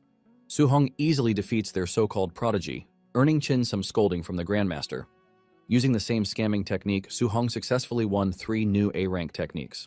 After returning to Star City's training camp, Su-hong first comprehends the 3 skills he scammed thanks to Qin. One is the Golden Ripple Metal attribute technique, the other is the Vine Strangling Wood attribute, while the third is the Water Dragon, a water attribute martial art. After only a few minutes, Su-hong masters the 3 skills at the beginner level. And looking back at his past, he can't believe he owns this many A-rank martial arts. Now that he has almost 3,000 martial Dao points, Su-hong decides it's time to increase his vital blood. His Thunder and Flame attribute guiding technique has also improved to level 6, while some of his martial arts, like the Gale Fist and Flying Swan movement, are already at the level of minute subtlety. The 3 were at the level of mastery, except for telekinesis, which is still at the beginner level. Su-hong then uses most of his Dao points to increase his vital blood, but his muscles almost explode from adding too much at once. After consuming all the points, his body returns to normal, and his vital blood increases to 450. With this, Su-hong is now only 50 points away from breaking through to a Tier 2 martial practitioner.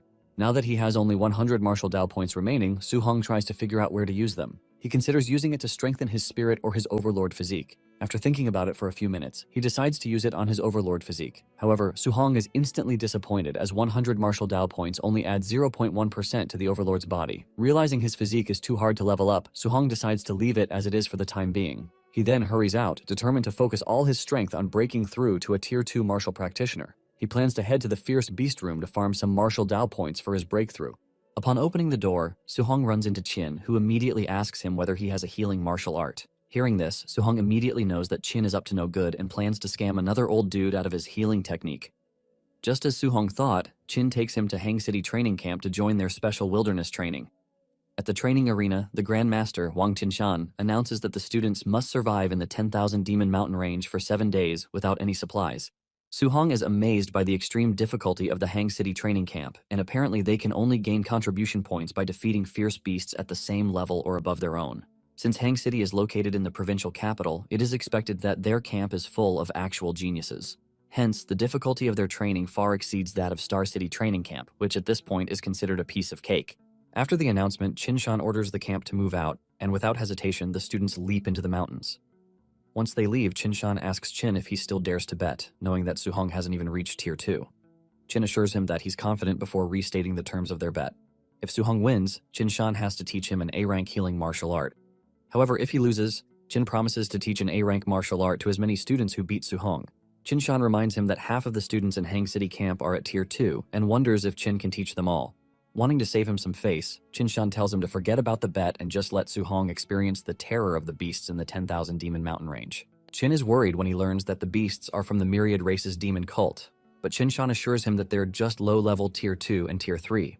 Qin is still not convinced and warns that Qinshan is trying to work the students into their graves by making them face a Tier 3 beast from the Myriad Race's demon cult. But Qinshan believes this training is necessary to prepare them for how cruel the Myriad Race's war has become. Unable to reason with him, Qin decides to rest his case and just watch how things unfold.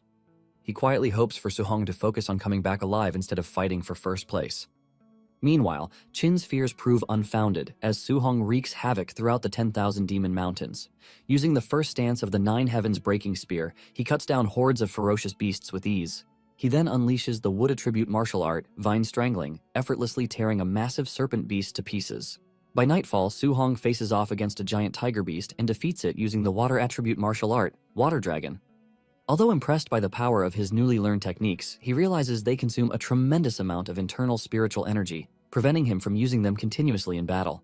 Having accumulated enough martial Dao points, Su-hong searches for a secluded cave where he can safely attempt a breakthrough to Tier 2. Once inside, he begins channeling the 500 martial Dao points he has gathered into his vital blood, initiating the breakthrough process. While Su-hong is focused on breaking through, a strange dude arrives near the cave, grumbling about being sent on an errand. It soon becomes clear that his group is preparing some kind of sacrifice deep within the 10,000 Demon Mountain range. To ensure their plans are not disrupted, he has been tasked with scouting the surrounding area for any potential intruders.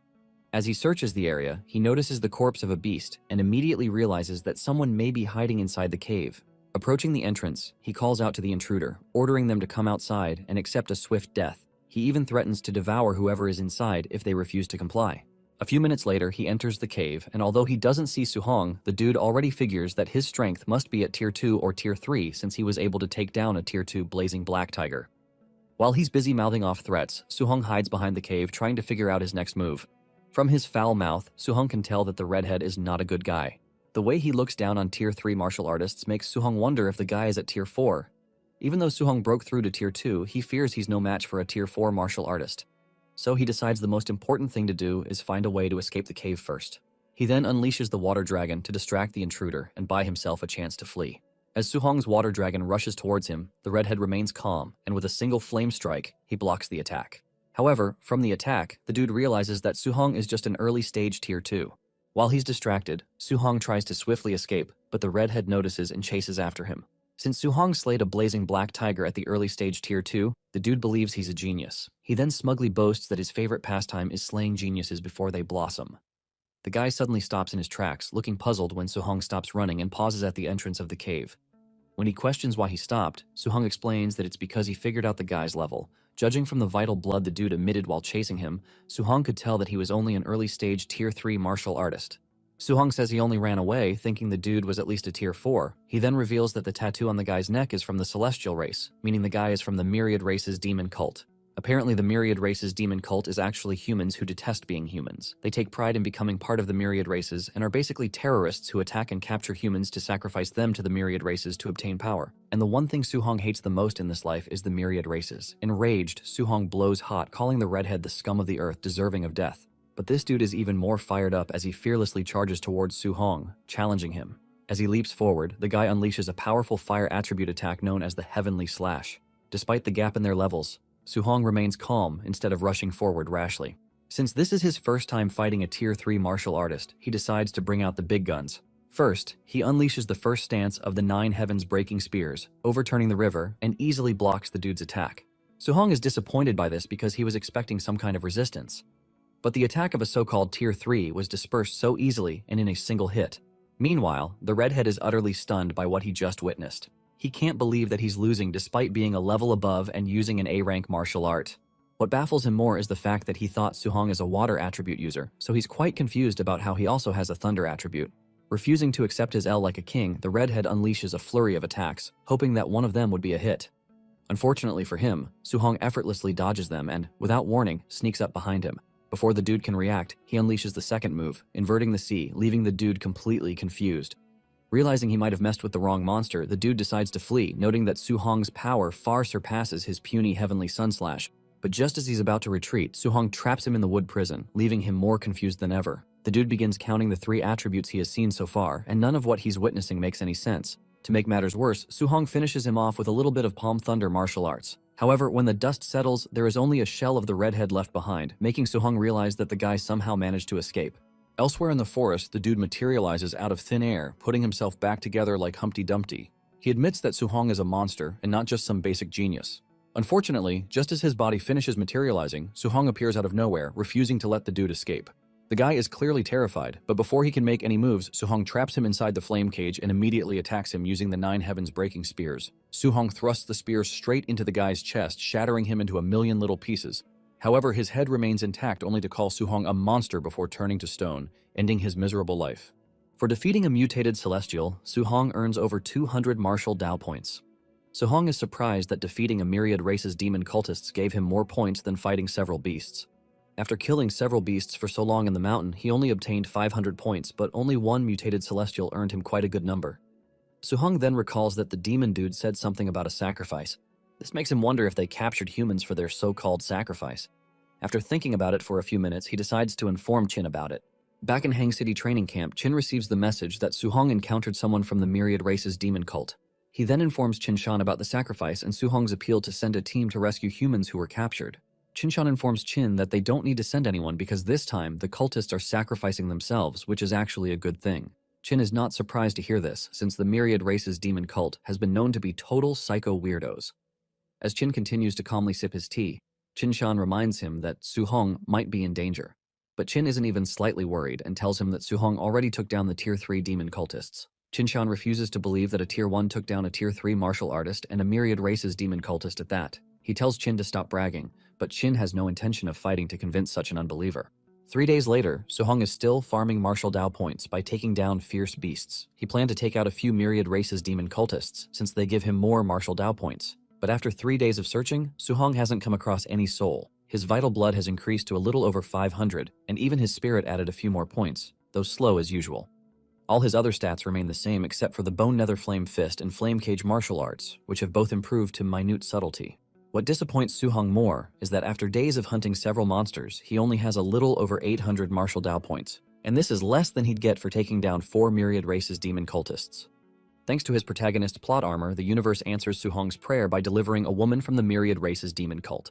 The girl commends him for having such sharp senses and even flirts with him, not knowing that she's messing with the wrong dude.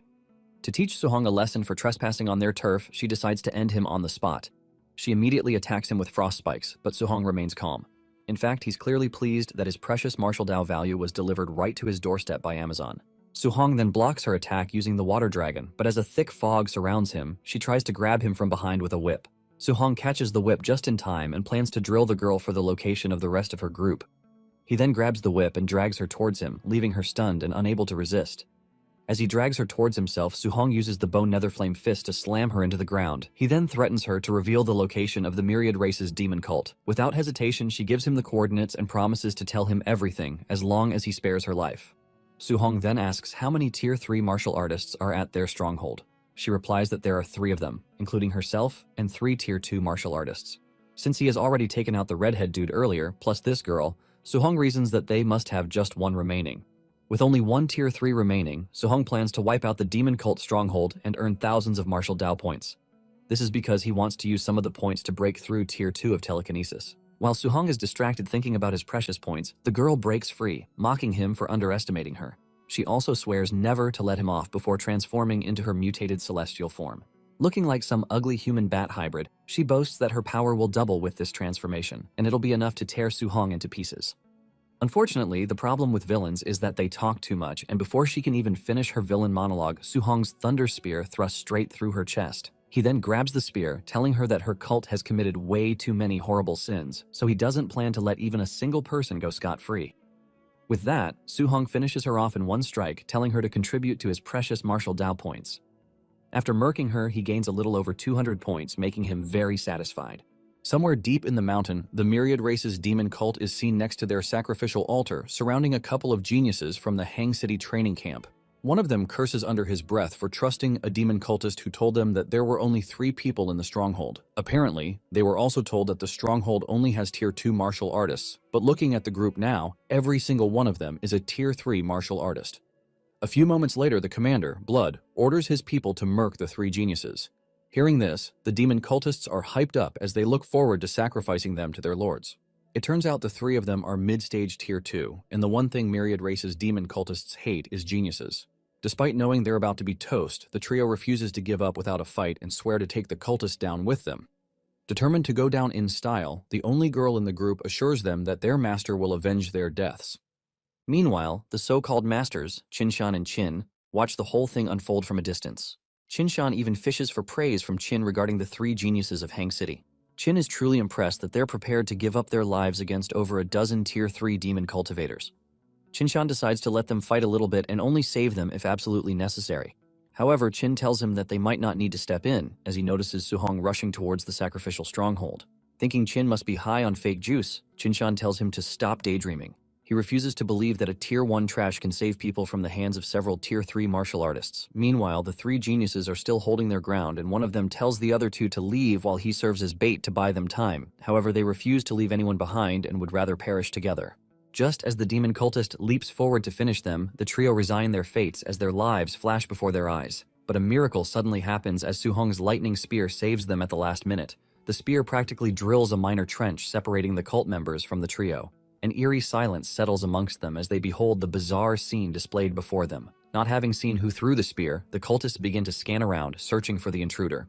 Before they can figure it out, Su-hong leaps out of nowhere, swiftly crushing them like ants with the palm thunder martial art. Before long, he breezes through the group like the Flash, leaving behind only a trail of lightning and corpses. After handling them, Su-hong quickly stops to check on the trio, but they are too stunned to speak to him. One of them immediately recognizes him as the crazy, powerful Su-hong from the Star City training camp. The other dude praises Su-hong for being so strong and taking down several Tier 3 martial artists in an instant. Meanwhile, Qin-shan is starting to become a believer and wonders how Su-hong is able to use Palm Thunder. Because Qin asked him to teach Su-hong a healing martial art, Qin-shan thought he possessed the wood attribute. Even Qin isn't able to answer because he's too stunned to see Su-hong using Palm Thunder continuously, which can only mean he broke through to a Tier 2 martial art practitioner. Qin is especially amazed that Su-hong was only in the early stage Tier 1 when he entered the camp. And before he departed for the special mission, he was at a high stage Tier 1. It's only been a few days since Qin last saw him, so he finds it hard to wrap his head around Su-hong's absurd cultivation speed. Back in the sacrificial stronghold, Su-hong orders the trio to leave while he handles things here. They immediately obey, but warn him to be careful. Unbeknownst to them, Su-hong is actually chasing them off to prevent them from stealing his precious Tao point. At first, he appears to be angry that the woman from earlier lied about the number of people in the stronghold. But the next moment, a wicked grin spreads on his face as he secretly stakes his ownership on the demon cultists like a kid who just found a huge pile of candy. Su-hong knows that taking down just one of them gives him a little over 200 martial Tao points, and right now, there are at least over a dozen of them. As Su-hong muses over his precious points, they furiously charge towards him, yelling and cursing while he secretly relishes the moment. In an instant, Su-hong effortlessly crushes them, leaving nothing but a trail of blood. Afterwards, he turns to finish the remaining ones with the Palm Thunder technique, but they're too terrified as they begin begging for their pathetic lives.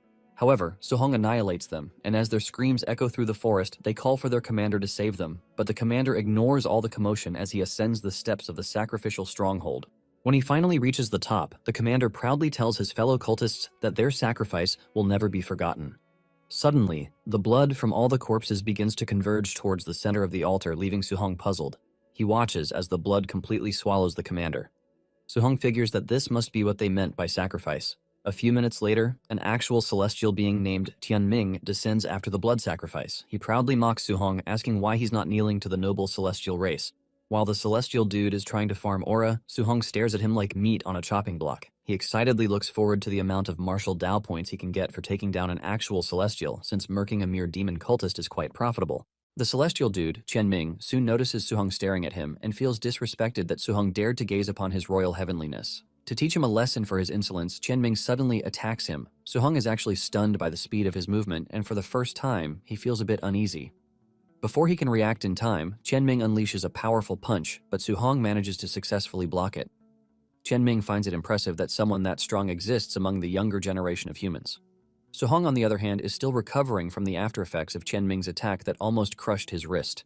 He admits that the celestial dude is actually strong. Meanwhile, Tianming is excited to encounter such a formidable opponent. He thought this possession that followed the demon cult's sacrifice was the usual mission to wipe out a few humans, but meeting Su-hong has hyped him up and he looks forward to crushing him since letting him live will pose a serious threat to the celestial race.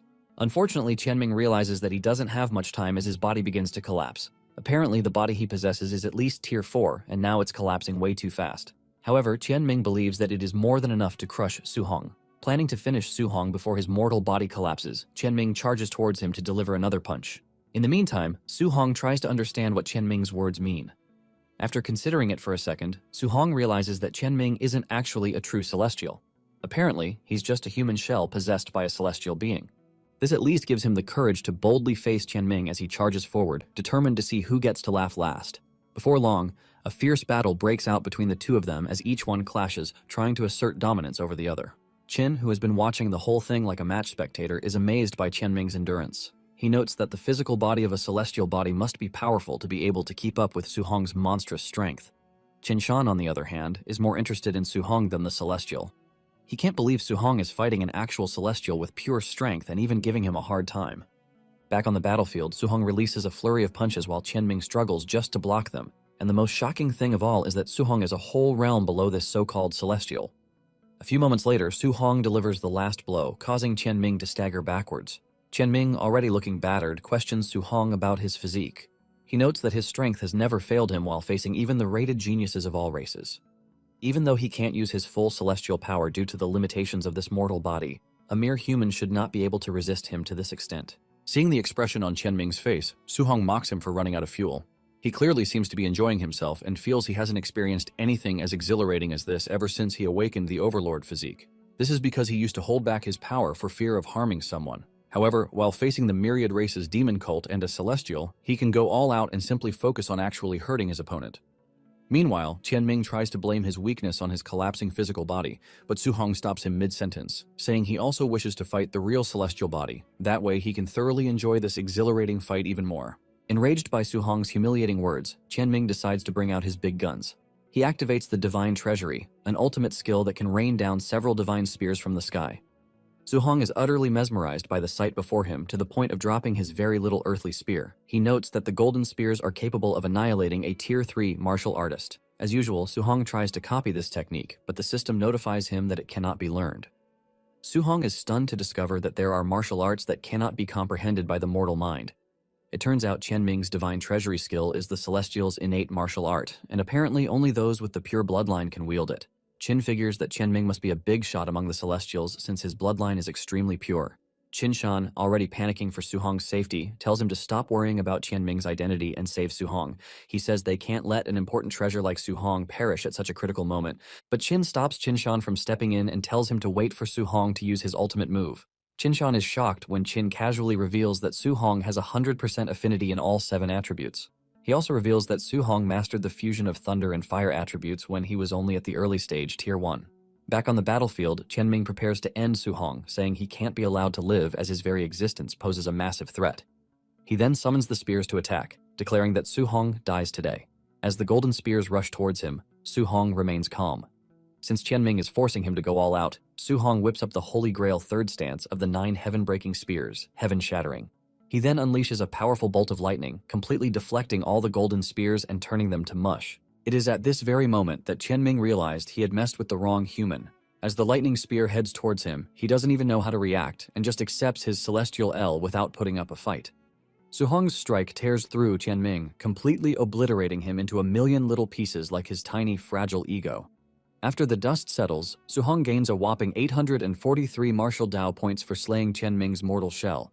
Su-hong is quite satisfied with this, and just then, the old geezers arrive with Qinshan calling Su-hong all sorts of endearing names, leaving Su-hong a bit confused. Without warning, he begins squishing him all over as if he just stumbled on a precious gem. He can't believe that a Tier 2 martial artist defeated an actual Celestial. Su-hong is confused that they're making such a fuss over a mere Celestial. His mid-reaction leaves Qin wondering whether such a feat isn't considered a huge deal in Su-hong's eyes. Basically, Su-hong thinks Qianming is just an ordinary Celestial among the top 10 in the myriad heavens. Since an ordinary dude forced him to use his ultimate move, Su-hong believes the geniuses of the celestial race must be terrifyingly powerful. Qinshan and Qin stare at him as if he has a few loose screws because only they know that the person Su-hong just faced is considered one of the top dogs among the celestial race. Seeing the weird look on their faces, Su-hong asks if he said something wrong, but the 2 old geezers decide not to reveal what they know. They swallow their words, choosing to allow Su-hong to keep thinking he defeated an insignificant celestial dude. 4 days later, the students return to the training camp after the completion of their 7-day exile in the 10,000 Demon Mountain range. As usual, Su-hong takes the first place, scoring over 17,000 points, while the 3 Hang City geniuses manage to get over 4,000 each. Su-hong's scores leave everyone in awe, making them wonder whether someone rigged the scoreboards. One of the geniuses Su-hong saved in the sacrificial stronghold defends him, explaining that Su-hong's strength is invincible. Another one of them chimes in, explaining how Su-hong single-handedly took down several Tier 3 demon cultists in an instant. With so much happening, everyone begins to scan the arena for Su-hong, but someone informs them that he's learning an A-rank martial art from Grandmaster Qinshan. Elsewhere, Su-hong has finished learning the healing martial art in less than a day, leaving Qinshan amazed. Qin lets him know that insane things like this have become an everyday thing for Su-hong. Back in the training room, Su-hong is pleased with the effect of the healing martial art he learnt from Qinshan. Apparently, it is known as the most valuable healing technique, and it even erased Suhong's old scars. Afterwards, Suhong checked out his stats, and he was able to gather about 4,800 martial Dao points after 7 days in the wilderness. With this point, he plans to increase his spirit to 500 and break through to Tier 2 Spirit Master. Apart from increasing his spirit point, he also wants to boost his vital blood a bit. Meanwhile, in the Celestial Temple of the Celestial Race Planet, Qianming is scolded by the Celestial Council for losing to a mere human.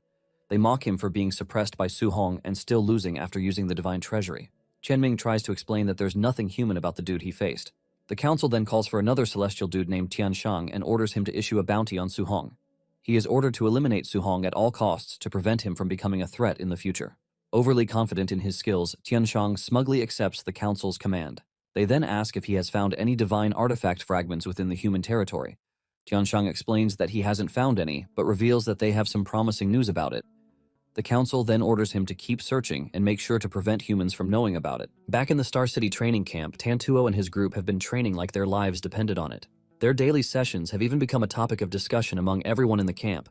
It turns out they have been practicing non-stop after Suhong trashed the floor with their dignity. Now, instead of strutting through camp like shaved peacocks, the trio spends all their time inside the gravity and ferocious beast room. They also trade all their contribution points for pills to boost their strength. Their hard work definitely paid off because the trio broke through to Tier 2 within a month.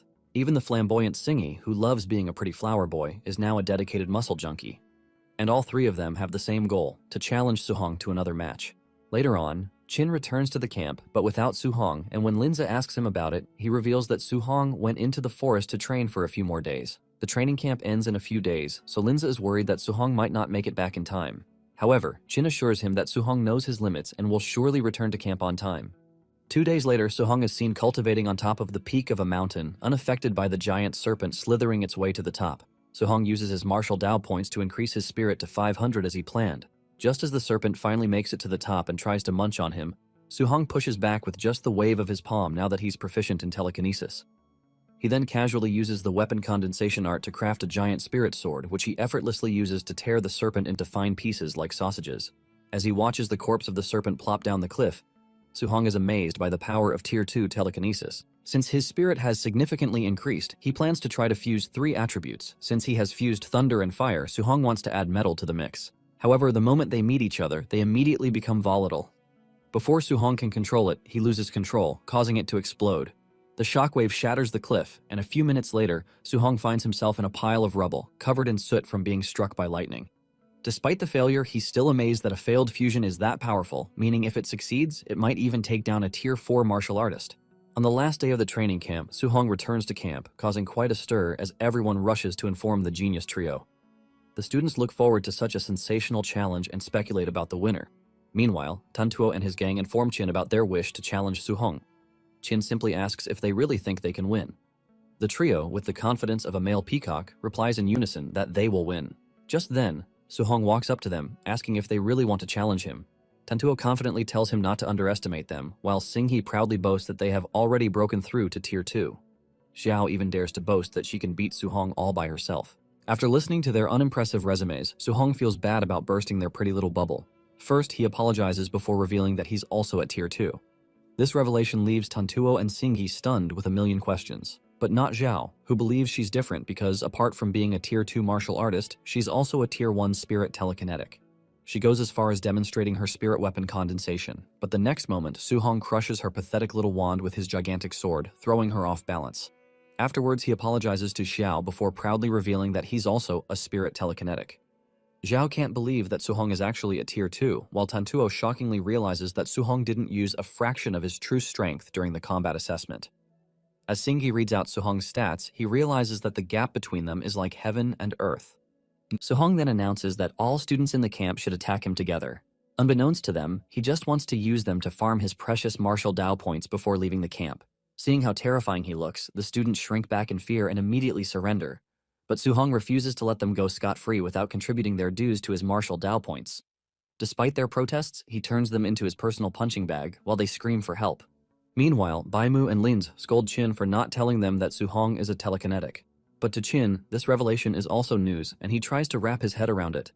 Seeing the expression on his face, Baimu figures that Chin was also kept in the dark. Unable to say anything better, Chin simply laughs like a madman, calling Su-hong the ultimate monster. He adds that Su-hong is a once-in-a-millennium monster, and thanks to this, the human race may have found its savior. While Su-hong wipes the floor clean with his classmates, Baimu wonders whether to intervene, but Linsa tells her to let them be. Suddenly, Chin senses trouble just as the King Rock appears above the training camp, telling them that their 30-day contract is up. He then angrily yells at everyone to leave his turf. Thanks to his appearance, Su-hong stops his rampage, giving everyone a chance to catch their breath. Chin is enraged and blows hot as he curses at the bird for disrespecting him. He declares that they'll leave on their own, and the bird has no right to kick them out. As the situation escalates, Chin attacks the giant bird. The bird tries to protest, claiming he's not afraid of Chin, but before he can finish talking, Chin punches him in the face. Without giving him any space to catch his breath, Chin continues to attack the bird while Su-hong watches them, amazed by the power of a Tier 7 master martial artist. He even likens their clash to a battle between celestials.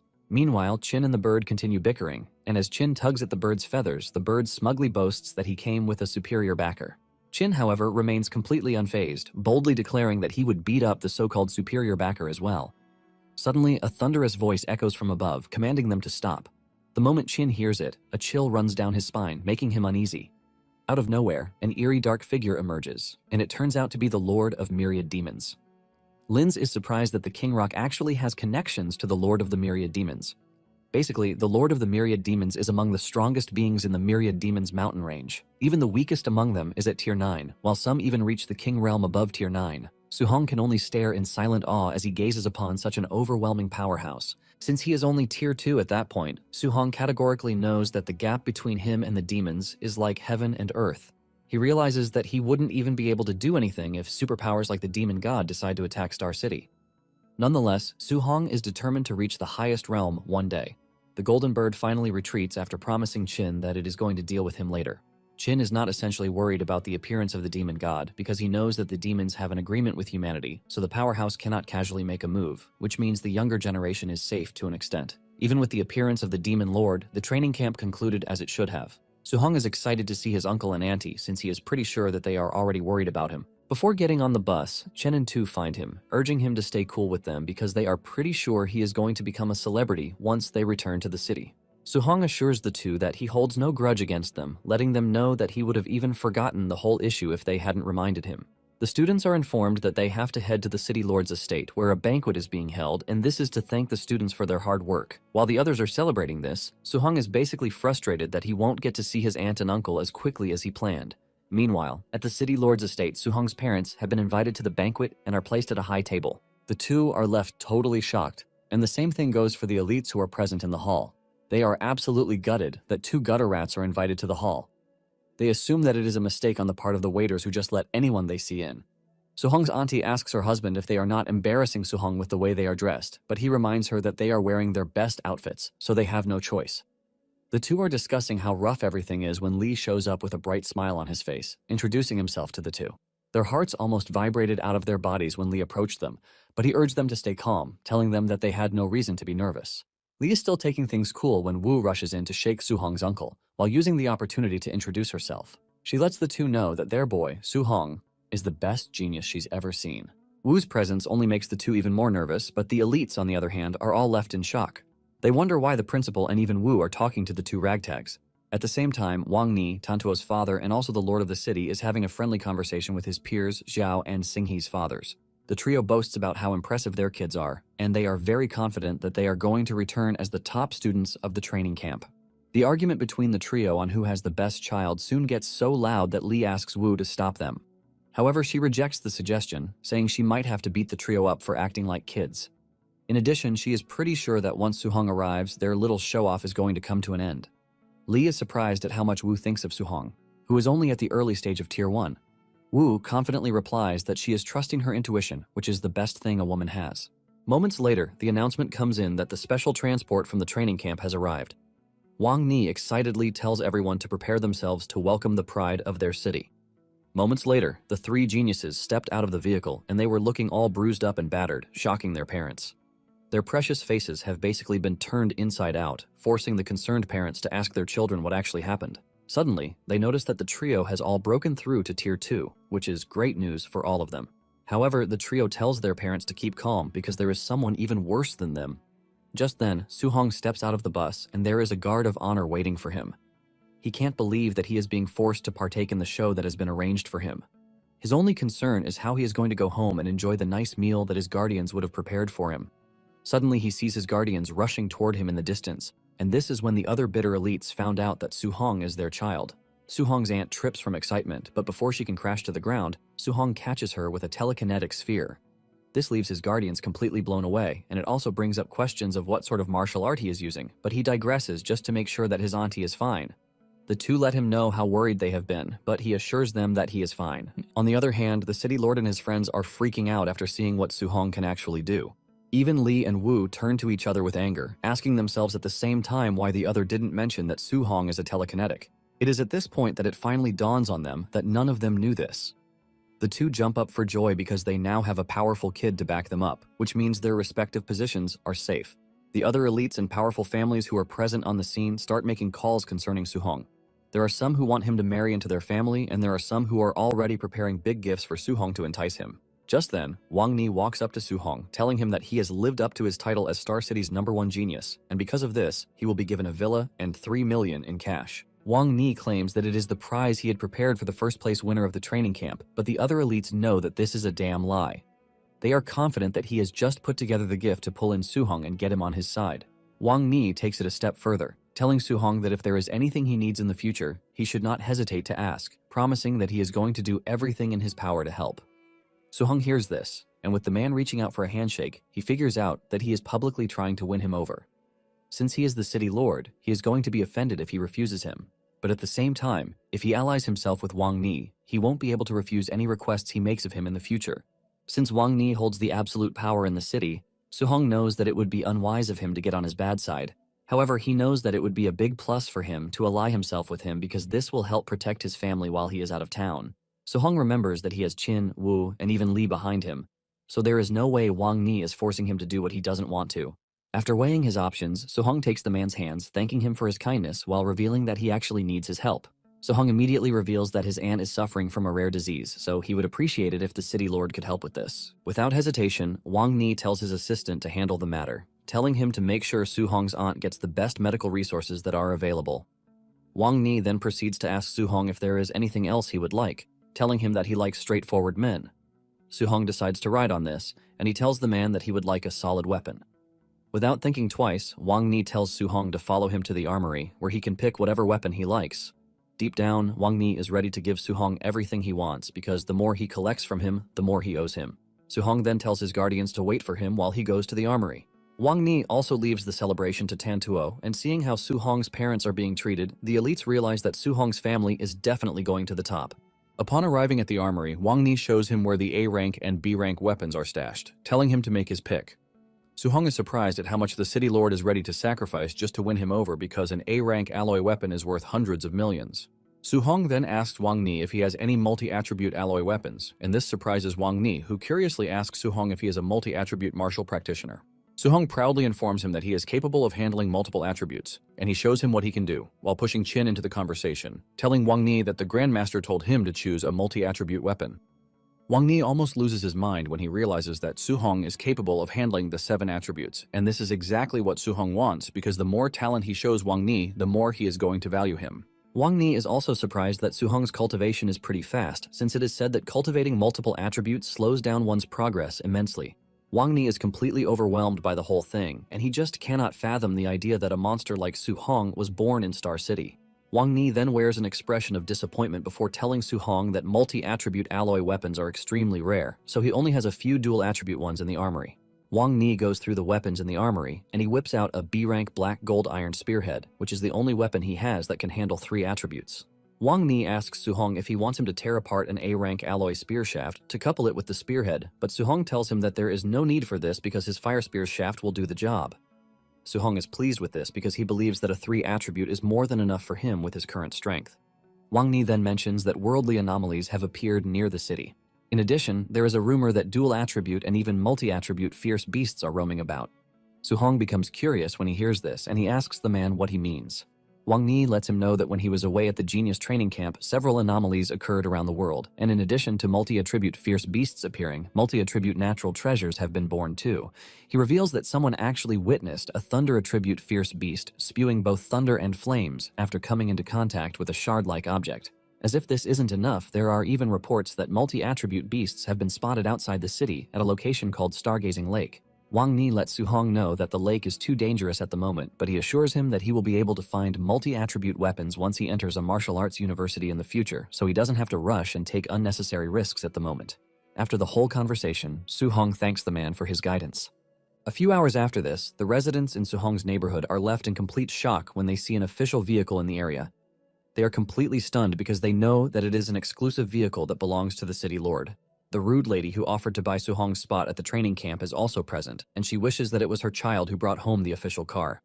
Remembering the fact that Su-hong refuses her offer, she gets even angrier, and she promises herself that she is going to raise the rent on their house before kicking Su-hong's family out. She hasn't concluded her thought when the car door opens, and Su-hong and his guardians step out of the vehicle. This leaves everyone's jaw on the floor because this is the last thing anyone would have thought possible. Su-hong's uncle then walks up to the lady to tell her that they have been given a villa, so they are moving out the next day. This leaves the lady completely shocked, and the man tells her that they will need their rent balance. However, his wife tells him to leave the money for her because their family is now rich. As they walk into the house, the man even suggests that they move their tables and chairs to the villa, but his wife urges him to stop being stingy because Su-hong is now a big shot, so they basically lack nothing. The rude lady can only watch in surprise as they walk into the house, looking happy and glam. Later that night, Su-hong heads to the roof as usual to cultivate, and realizing that it is going to be the last time he will cultivate there, he starts missing the whole neighborhood. After he has upgraded his spirit points, he still has over 1,900 points left. He then upgrades his vital blood to break through to the mid-stage of Tier 2. After this, he decides to look up the worldly anomalies that Wang Ni mentioned. He grabs his phone and almost crushes it, and this lets him know that his body hasn't fully adapted to the mid-stage Tier 2 strength just yet. Su-hong starts reading articles about the anomalies, and he finds out that there is even a situation where grandmasters had to step in, revealing the severity of the whole issue. There's also an article that mentions that all the martial artists who witnessed the mysterious shard have all died in ways that cannot be explained.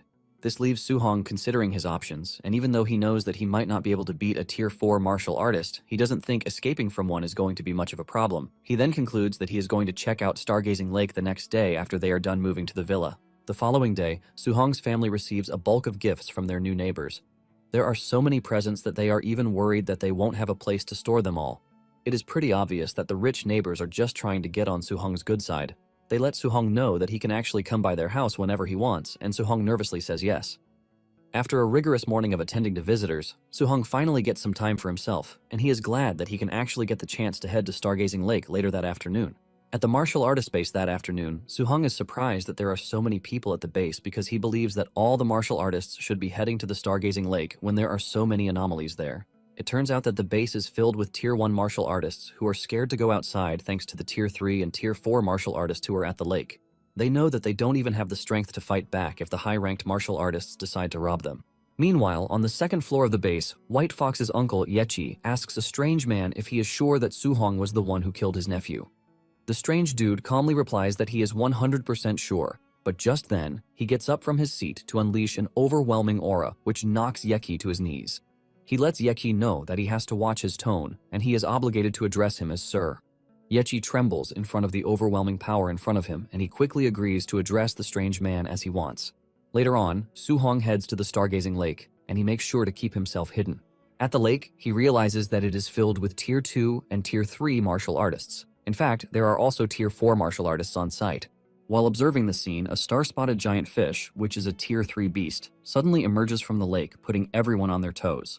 It turns out that it is also a dual-attribute water cannon, and the Tier 2 martial artists start running away. However, a defensive attribute Tier 4 martial artist stays back to block the fish's attack, while boasting about his defense. However, his defense soon gets overwhelmed by the fish. Su-hong is surprised that the fish is able to break the dude's defense, while injuring him in the process too. Just then, another Tier 4 martial artist emerges out of nowhere and lunges toward the beast. The overly excited martial artist talks about how impatient he has been waiting for a beast of its caliber, and he delivers a powerful punch that knocks the fish to the ground. With the fish out of the water, the martial artist pounces on it, and in under a minute, they have decimated the fish. They cut up the fish, but they are all disappointed that there is no treasure whatsoever inside the fish. Suhong is left in complete shock at how a Tier 3 beast is turned into a sashimi in just 1 minute. With this, he realizes that the Tier 4 martial artists are way too vicious for him, so he has to move away from them, or he won't get to hunt anything. Suddenly, he senses an attack coming from behind, and just as his head is about to fly off his neck, Suhong engages his mental telekinetic power to slow down the attacker, while using the opportunity to leap out of the way. The attack hits the ground, leaving a massive shockwave, and seeing the pressure from the attack, Suhong realizes that he is under attack from a Tier 4 martial artist. Suhong doesn't even think twice before putting some distance between himself and the dude because he knows that he would definitely have died if he hadn't used his power to delay the dude's attack. Before Suhong knows it, he realizes that the Tier 4 martial artist is not alone, and he has 6 more Tier 3 martial artists backing him up. As if this is not enough, there are also 7 Tier 3 martial artists coming from the other side. Suhong cannot believe that over a dozen Tier 3 martial artists and a Tier 4 martial artist are aiming for his head. He weighs the whole situation, and realizes that even the city lord doesn't have this kind of pull, leaving Suhong to start wondering who he had offended. Moments later, the assassins are already complaining of Suhong's speed because the information they were given didn't let them know that he is capable of such impressive martial arts. Nonetheless, they are pretty sure that Suhong cannot beat them in a game of endurance. Unknown to them, Suhong has no intention of playing a game of endurance with them, and he soon leaps into the air. Right before their eyes, he flies off, leaving his assailants in the dust. They are left in total disbelief because it is not normal for a Tier 2 martial artist to be able to fly. After putting a bulk load of kilometers between them, Suhong finally comes to a halt. He is already breathing heavily like a goat, and this is because his vital blood has been depleted and his mana is almost out too. At the moment, he realizes that the only thing left for him is the sheer toughness of his overlord body, which he can use to run as far as possible using pure physical strength.